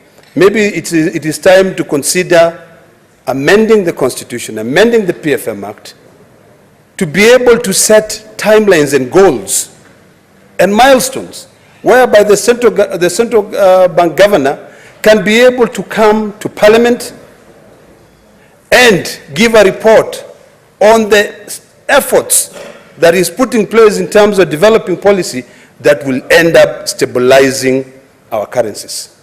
That, Mr. Speaker, I believe will be able to promote even confidence among traders in this country. Mr. Speaker, I support and I look forward. Thank you, Mr. Speaker. Senator Boni, the Honorable Senator is just concluded his remarks. Speaker, because the Senator was making a very good, informed contribution, I waited towards his tail end so as to rise on standing order number 105. And is the member, Mr. Speaker, in order to blame the falling Kenya shilling on the government when he knows, or he ought to know, that there exists the Foreign Exchange Transaction Act of 1999 that liberalized exchange rates? Why would he want to play, Mr. Speaker, politics with such an emotive and important issue, to belittle it, to look like a contest between us who are in government and them who will come in government someday? Is he in order, Mr. Speaker? Senator Boni, I'm afraid I may have to overrule your point of order, because it is being raised when the Honorable Senator has already concluded making his remarks. So it does not hold. Senator Wamatinga. Thank you very much, Mr. Speaker. I also like to support the motion, the report. Mr. Speaker, sir, indeed, the central bank is a very important institution in any country. We know of late, Mr. Speaker, that we've been facing severe monetary issues and physical issues. We know that the country, where it is, needs to put itself on a recovery path, faced with the downward trend of economic crisis across the globe, faced with the dollar mopping by the United States, faced by declining or changing climatical conditions that have affected our production of the major export earners, and having come shortly after the COVID and 4 seasons of drought, Mr. Speaker, sir, we need a strong institution in the name of central bank. We need sound policies that can be able to put the country back on the track of economic recovery. Mr. Speaker, sir, it is indeed known to everybody that save of tea, everything else that we consume in this country is imported. I've listened to my fellow senators give their presentation. Mr. Speaker, sir, indeed, we must ensure that Kenya becomes self-sufficient in terms of food production. Kenya becomes self-sufficient in terms of edible oil production. We have climatic conditions that can favor us, but because of unfavorable geopolitics, we have not been able to attract enough investors to come and start up farming edible oil in this country. Mr. Speaker, sir, we know that we spend millions of dollars to import edible oil. We know that we spend millions of dollars to import even clothing. We have climatic conditions that can be able to support BT cotton, and we can indeed revamp our textile industry. Mr. Speaker, sir, I was in a foreign country just the other day, and I was surprised by the resilience of the citizens. I was surprised by the fact that farmers, especially in the coffee sector, most of them are young farmers, young researchers, who have delivered, because of a deliberate effort by the government of Colombia, have done everything possible to win even young people to join the coffee farming, because the option that they were doing before is known to everybody. Mr. Speaker, it is indeed important that we have the right leadership in this very important institution, as we in the Kenya Kwanza government strive to put back this country in the path of economic recovery. We can have the backing sounding policies, and most important, Mr. Speaker, sir, establishment of an industrial development bank as it was in the ICDC, establishment of the enterprise development bank that can be able to support especially the younger generation without having to ask collateral from them. And therefore, Mr. Speaker, sir, the institution of the central bank is a key player. It is a central player in determining the monetary and the fiscal policy of this country. We need sound leadership. Mr. Speaker, sir, I therefore feel like with the right chairmanship, with the right governor, with the right treasury CS, we can get this country back in the path of recovery. But this cannot happen, Mr. Speaker, sir, if we Kenyans do not change the narrative of every time blaming it on the government. We must also, as Kenyans, look at our habits. Mr. Speaker, sir, many a times, including in this house, we conduct business with lights on. We complain that the power of electricity is very high. Mr. Speaker, sir, with the current technology, we can fix a few solar panels up there. We can light our house using solar panel. We do not need to pay electricity bill. We must change the narrative of how we as Kenyans, our consumer mannerism. Mr. Speaker, sir, we must change that. Because there is no way, Mr. Speaker, sir, we'll keep on doing the things the same way and expect to have different results. Mr. Speaker, sir, it is indeed the duty of every senator in this house, and I would want to challenge ourselves as we go to our counties, as we conduct the oversight law that we are mandated to do, as we do the representation law that we are supposed to do, that we start advising our people that we must change the narrative of the way we do our things. Mr. Speaker, sir, I've seen, having lived in foreign countries for some years, people do what you call sharing of cars. Here in this country, Mr. Speaker, sir, we are complaining our roads are not good enough, fuel is expensive, but Mr. Speaker, sir, you look at the cars that we are buying, even as parliamentarians, and I think going forward, and I would urge the members that we become a bit selfless, that we remit as it was intended to under 3,000 cc. We drive smaller cars so that we can also be able to save our environment, one, and secondly, save on the fuel gases that are being driven around. Mr. Speaker, sir, we must tell ourselves the truth, and the truth is that we have found ourselves in a hard economic situation. To be able to recover, we must change the way we do our things and the way we do the things in this country. With a population that is getting ever younger, getting more educated, but with no opportunities, Mr. Speaker, the institution of the central bank can create incentives around industrialization, like it was in the early 60s, when you could walk into the ICDC with a business proposal and get finance to start business. Mr. Speaker, sir, we have a young generation that has a platform in the IT industry, but it needs them to have the capacity to invest in the same. Without wanting to equate that with the cryptocurrency, there are thousands of business that can be done, but we must create enough hubs across the country so that we'd have enough infrastructure to support upcoming business. Mr. Speaker, sir, as I wind up, I would want to urge us all that it is indeed important that we realize that if we have to change the economic fortunes of this country, we have to change the narrative of the way we've been doing things. Mr. Speaker, sir, I support. Senator Osotsi. Thank you, Mr. Speaker, for the opportunity to also raise my voice on this motion. Mr. Speaker, I am one of the people who are quite very careful in supporting appointments that are made by the Kenya Kwanza government.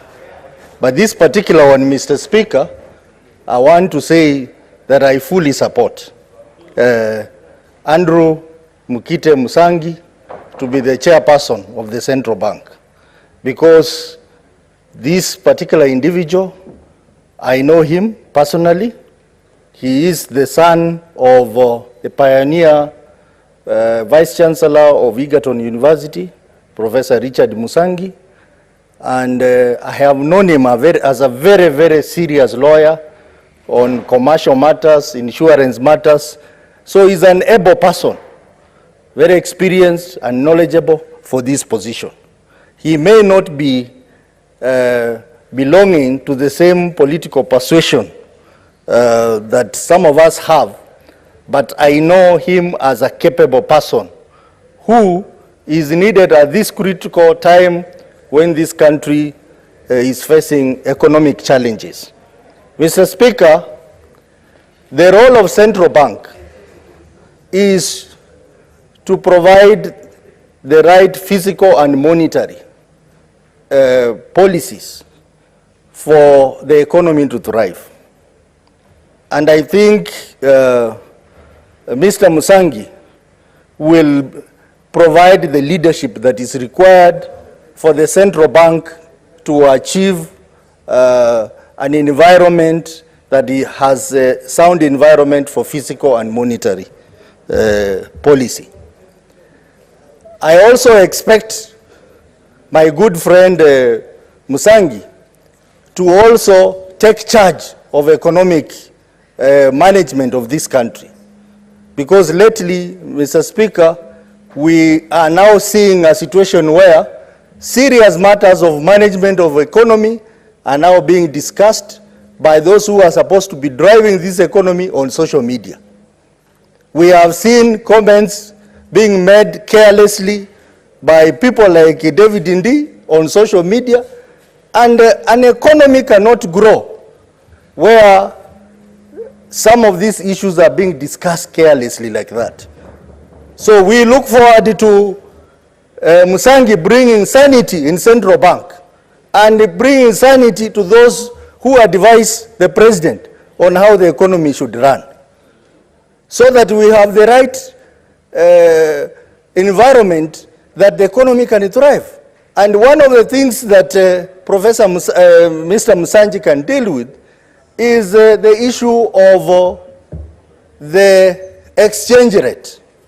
He has now a chance to ensure that we deal with the problem of the exchange rate. Exchange rate is a key economic indicator. When the exchange rate is very high, clearly, Mr. Speaker, that affects the performance of the economy.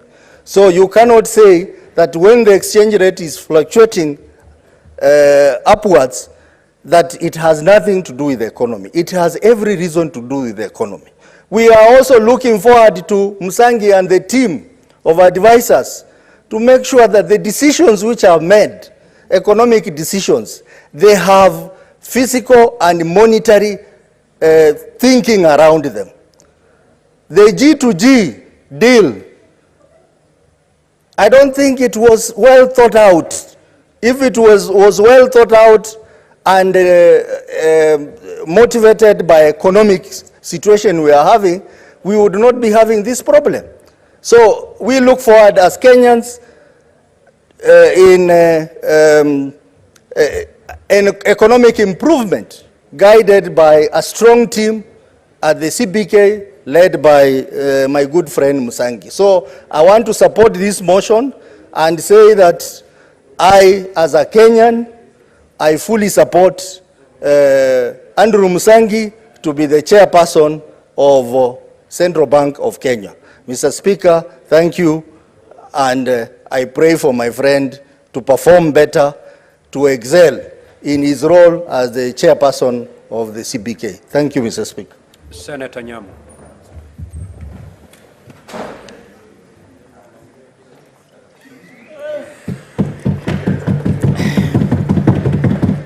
Thank you, Senator Cherargei. Thank you, Mr. Speaker, for giving me this opportunity. I rise to support the nomination of Mr. Andrew Musangi as the chair of the board of the Central Bank of Kenya. As a colleague and a senior in the legal profession, Mr. Musangi has demonstrated in his resume the wide contribution he has had to nation building. And as we are all aware, the president inherited a dilapidated economy. And so he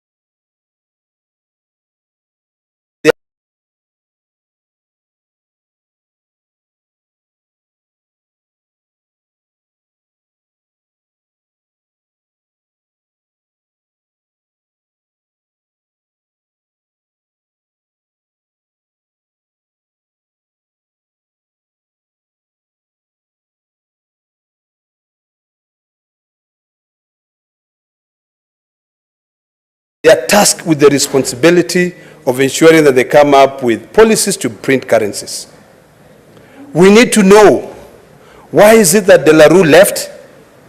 How are we going to be able to print money? And I'm not saying for the sake of trying to stabilize the currency, but sometimes you have notes that become too old, so you want to print new. So I think as we deliberate and we reward Kenyans and talk about people taking over, I think for me what I would actually say is that for these gentlemen who have seen the recommendations are quite good, I hope that you can be able to restructure the roadmap to saving this economy.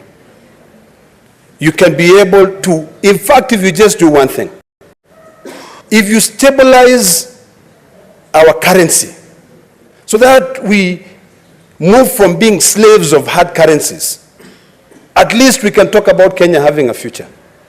The biggest challenge we have today is that although Kenya is regarded as the biggest economy in East Africa, or even some might even say in East and Central Africa, because of its stability, the problem we have is that our currency is still a soft currency. You know, I hear people talk about, why is it that we have to trade with the dollar? Why can't we not trade among each other with our currencies? You know, and maybe that's something we need to talk about. Yesterday, Mr. Speaker, I had one of my colleagues talk about the G2G agreement in terms of importing of petroleum into this country. And that G2G, a lot of people don't really understand. The government had nothing to do with the money. The government doesn't own anything. It is the oil marketers that own. But if the dollar continue being on a free fall, the oil marketers will still end up paying a lot of money, and that pain will still go to the citizens. So I think we have to be clear. Maybe we should have had those arrangements basing it on the Kenya shillings. I'll be happy if this gentleman would come up with policies that now would propel our Kenya shillings to be a currency that we can be able to negotiate in the East African community. I was in Arusha the other day, and I was very happy, Mr. Speaker, because I needed to deposit some Kenya shillings in my bank in Kenya.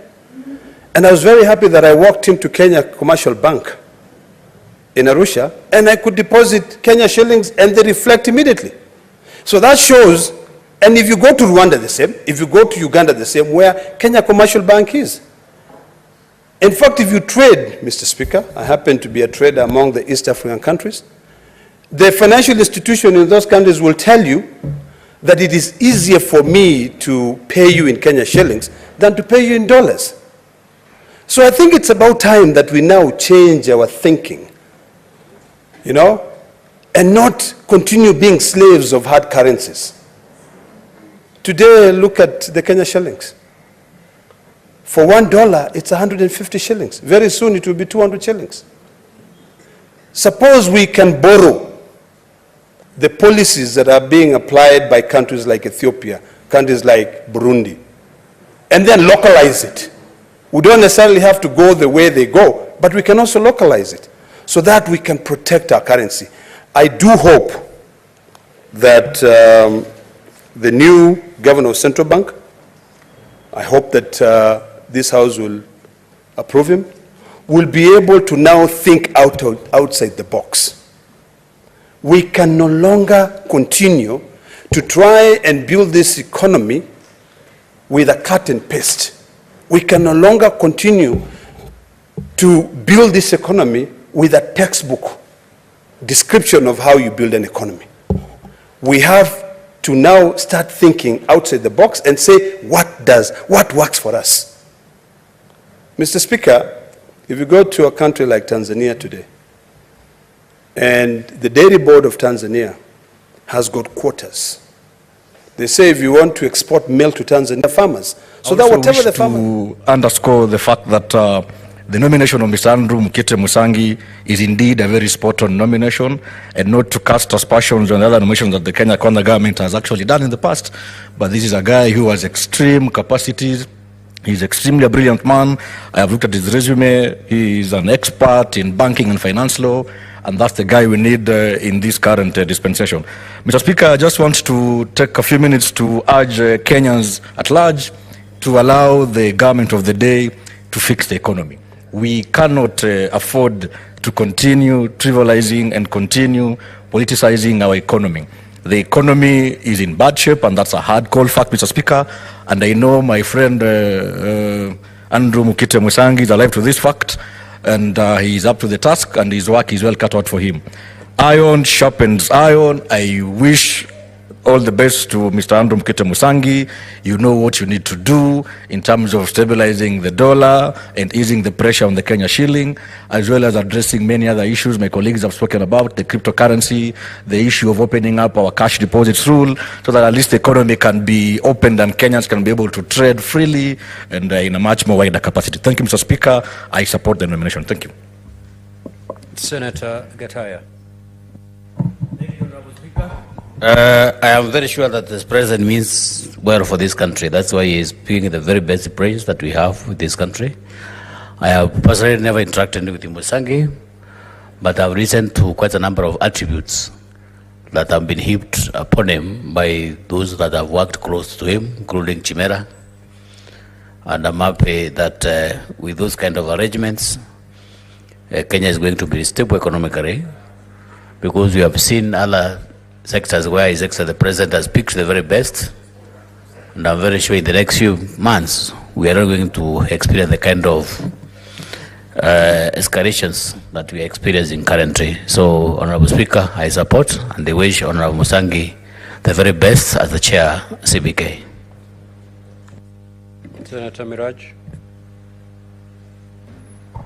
Asante Bwana Spika, na mimi nasimama kuunga mkono uteuzi wa mwenyekiti wa Benki Kuu ya Kenya, na nimtakie kila laheri katika kazi yake, na pia niseme ya kwamba jumla ya kuwa sijaweza kupambana naye mahali kokote ama kushirikiana katika kazi zozote za kiofisi, nimesikia wenzangu vile vile wakisema uzuri wake katika zile sehemu za kazi ambazo wamefanya.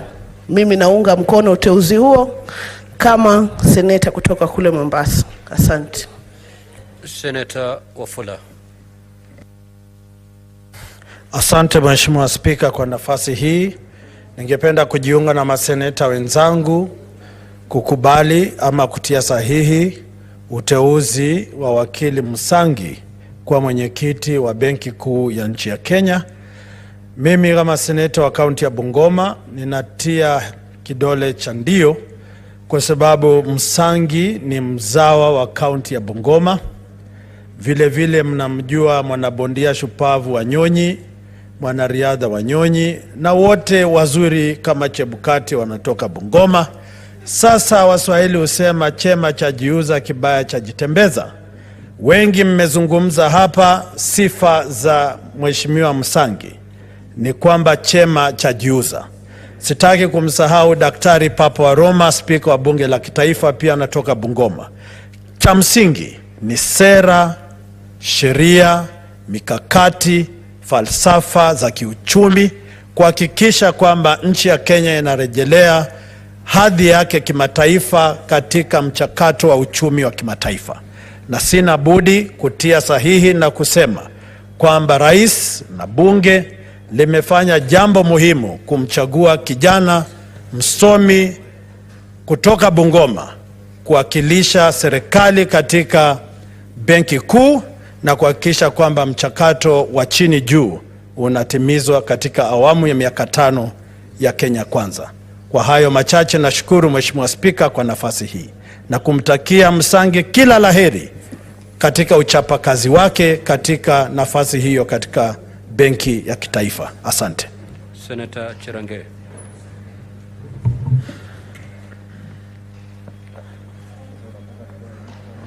Thank you, Mr. Speaker.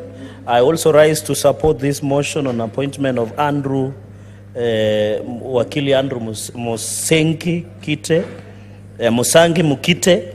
Mr. Speaker, I want to thank the President because we have been having an issue where many people have been questioning the President and the Kenya Kwanza government is not having the face of Kenya.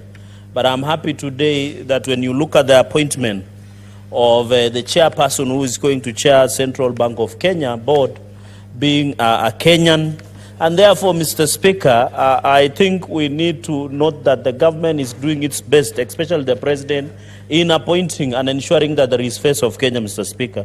Number 2, Mr. Speaker, I'm happy because Wakili Andrew Mukite Musangi has shown that, Mr. Speaker, you can work in this country, rise up your career ladder, and be intact with integrity, Mr. Speaker. Mr. Speaker, nowadays to get somebody with integrity in this country, Mr. Speaker, is very hard. I want to congratulate him because it calls tenacity, commitment, and ensuring that you maintain integrity, Mr. Speaker, is very important. And therefore, Mr. Speaker, I want to laud the Committee of Finance and Budget, chaired by our able Senator Governor Captain Ali Roba, for the wonderful job and the committee they have done, Mr. Speaker, sir. Because, and as a country, we should reward integrity. I think the only way to follow in President William Ruto mambo ni matatu in the fight against corruption is to reward integrity. If we reward integrity of people like Andrew Mukite Musangi, corruption will die a natural death, and it will be as rare as a snowball in hell, Mr. Speaker. Mr. Speaker, under Article 231 of the Constitution of Kenya, the role of Central Bank and an upshot of Central Bank Act is very clear. The work of CBK is to ensure economic stability, to ensure that there is stable forex exchange, Mr. Speaker, sir, and then to ensure macroeconomy and ensure that it's the bank of government and bring stability. Mr. Musangi and the CBK board and the governor of CBK and advisors of the president, the task on your shoulders is very huge. This country is going through what we call challenges, Mr. Speaker. I want to confirm to the nation, when President William Ruto took an oath on 13 September a year ago, this economy was in intensive care unit. But I am happy to report to the country, Mr. Speaker, sir, that economy is on high dependency unit, ADU, which is added to the general ward and full recovery. that this prosperity that we saw in Kibaki era is going to come, Mr. Speaker, in the next 1 or 2 years. And I want to urge Kenyans to be patient and allow the president to stabilize, Mr. Speaker. You can see even when a president is in New York under United Nations General Assembly, he has ensured that he's talking to each and every person that matters in this world to ensure at least good things come to this republic, Mr. Speaker. Mr. Speaker, on the forex exchange, I know many people and the cost of fuel has been rising. It's because the dollar has gained strength, and that is basic economics. I'm not an economist, but any person would know that it's because the dollar is the strength of the dollar. But there is allegations, Mr. Speaker, in the previous regime that bribery was being received in dollars. And that is what on the back street there has caused what you call dollar shortage, Mr. Speaker. Because now, and it has affected and weakened the shilling, Mr. Speaker. Mr. Speaker, on terms of oil and fuel and the high cost, Mr. Speaker, I think these are things that Mr. Musangi should ensure that there is forex and exchange stability. Because also in the public debt, Mr. Speaker, I was talking to a financial expert, and I want to thank your office under you, which is budget parliamentary liaison office, through our clerk and others, Mr. Speaker, that the issue of forex and the exchange is because even when the shilling becomes weak, the public debt goes up because we pay in dollars. And it is the interest of the government. And that is why, Mr. Speaker, if this House has been following, one of the biggest agenda of President William Ruto outside climate change is on the fair financial justice. And I'm happy when I watch President Kagame of Rwanda, and we wish him well, Mr. Speaker, as he serves, as he seeks the 4th term. I know what he said yesterday, that he doesn't care what the West thinks. But when he spoke about two things which I found critical when he was addressing UNGA yesterday in New York, he said about climate change and also about fairness in terms of international financial institutions, Mr. Speaker. Why should a country like Kenya, which is developing, pay more than a country which is in the first world like Canada and other countries, Mr. Speaker?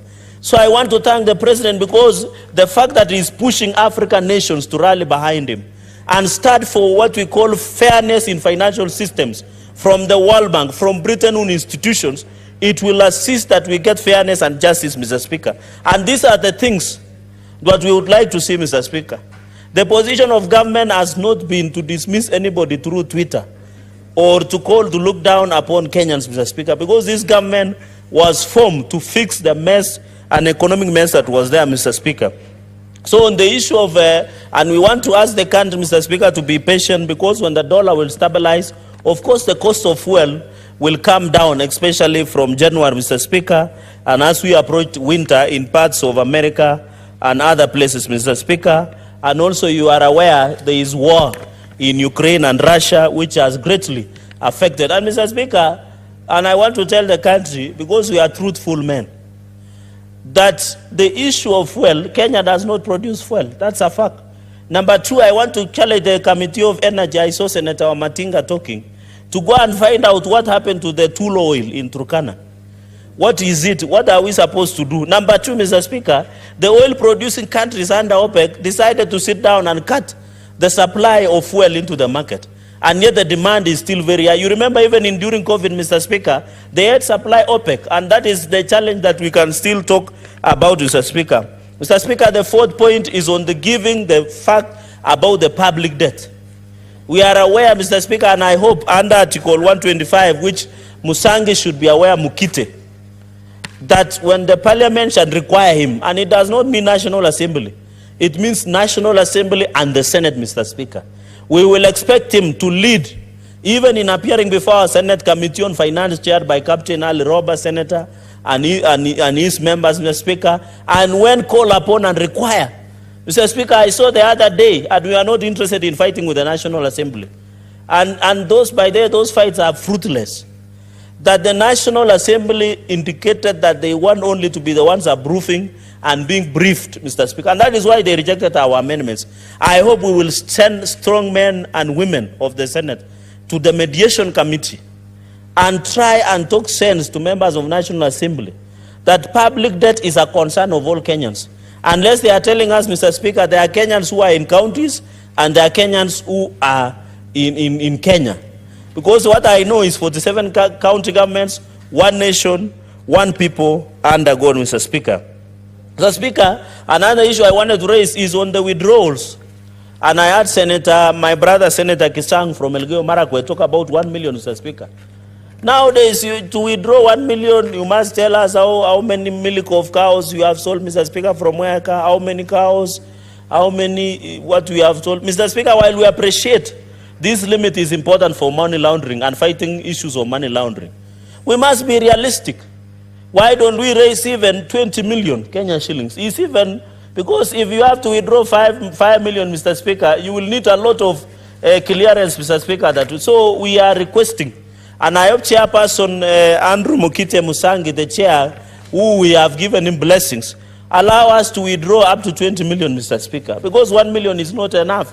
It's not even enough to buy, it's not even enough, Mr. Speaker, to buy one or two slave queens in this town, even a demi, Mr. Speaker. You know the cost of everything has gone up, Mr. Speaker. Mr. Speaker, finally is to agree with the report, to wish him very well, Mr. Speaker, and I'm happy for the first time we are now rewarding integrity. To wind up corruption, let us reward integrity, and that is, Mr. Speaker, because of the task ahead of us, allow me to rest my submissions there and congratulate the committee and fully support, Mr. Speaker.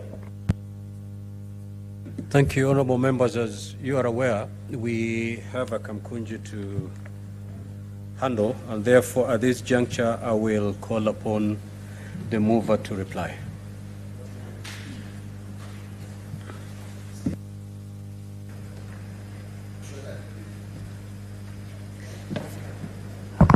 Thank you, Mr. Speaker, and I take this opportunity to reply to this motion.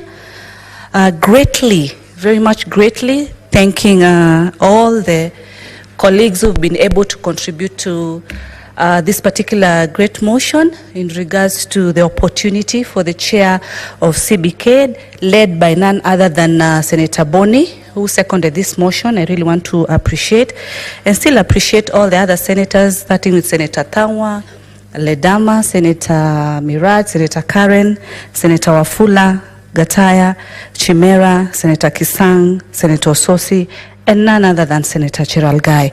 I really want to appreciate all the contributions. We've been able to hear the concerns that you've been able to raise. And I want to add my voice as we conclude and say that Mr. Musangi comes from very humble backgrounds. An indication that anyone can hold any office in this country, doesn't matter where you start and come from.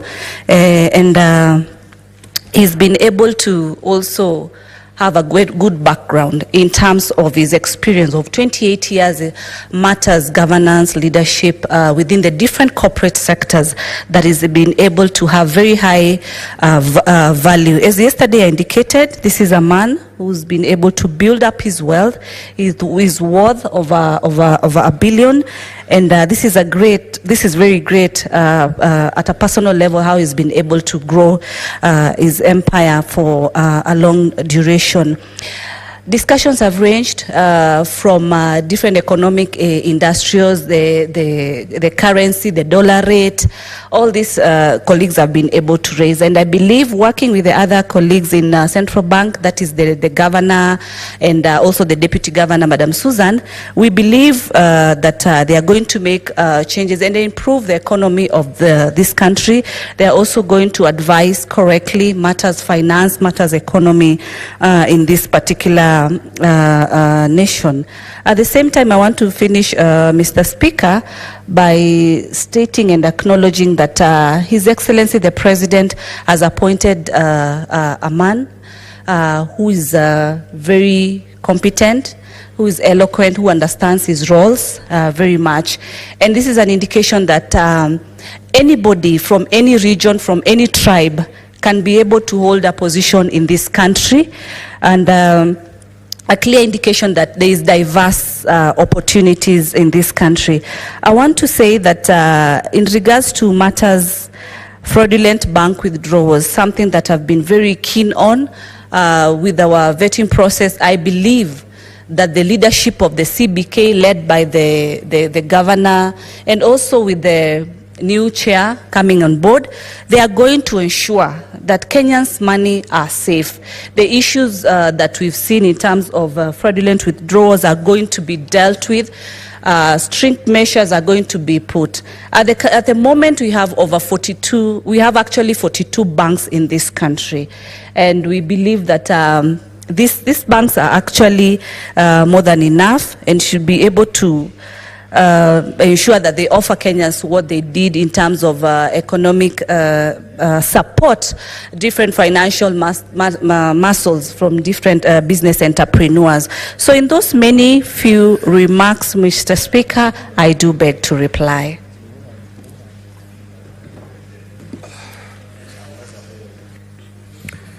Now, honorable senators, this matter does not concern counties, and therefore voting shall be by voice, and I proceed to put the question. That the Senate adopt the joint report of the Departmental Committee on Finance and National Planning of the National Assembly and the Standing Committee on Finance and Budget of the Senate on the vetting of Mr. Andrew Mukite Musangi for appointment as the chairperson of the Board of Directors of the Central Bank of Kenya, laid on the table of the Senate on Tuesday, 19 September 2023, and that pursuant to Section 11(2)(a) of the Central Bank of Kenya Act and Section 8(1) of the Public Appointments Parliamentary Approval Act 2011, the Senate approved the appointment of Mr. Andrew Mukite Musangi to the position of chairperson of the Board of the Central Bank of Kenya. Will as many as are of that opinion say aye? Will as many as of the contrary opinion say nay? The ayes have it.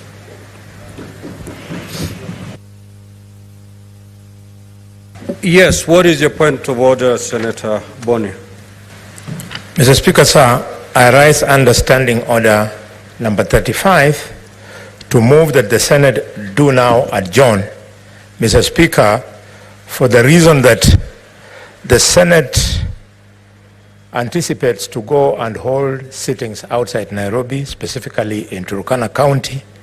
And for this reason, Mr. Speaker, I request that we adjourn to allow us to do the necessary housekeeping and, Mr. Speaker, preparations to enable us travel to Turkana. Thank you, Mr. Speaker.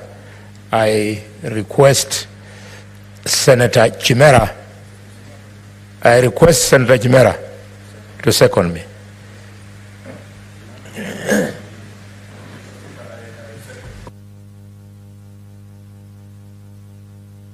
Huh? Is okay, no? Thank you, Mr. Speaker. I second.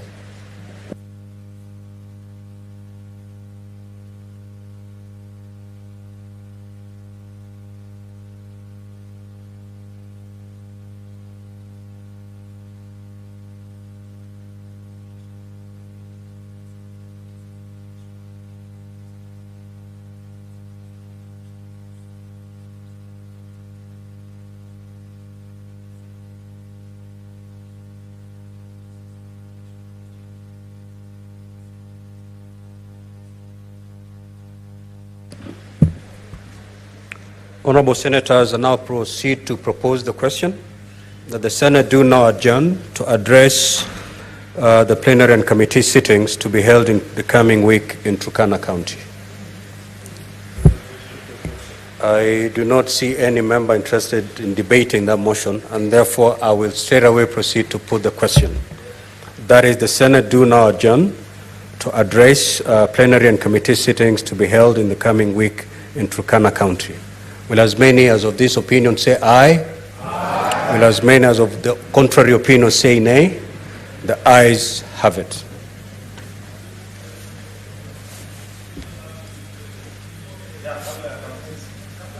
We need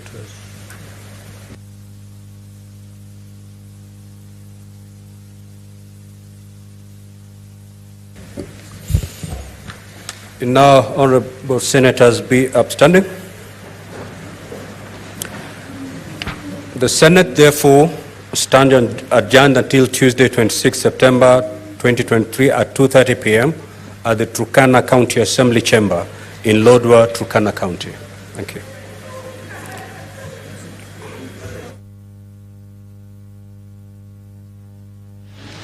If you're just joining us, the Speaker of the Senate has adjourned the sitting, and as you have heard, the Senate will convene next week on Tuesday, but in Turkana County as part of the Senate Mashinani. But this afternoon, the senators have approved the nomination for appointment as the chairperson of the Board of Directors of the Central Bank of Kenya.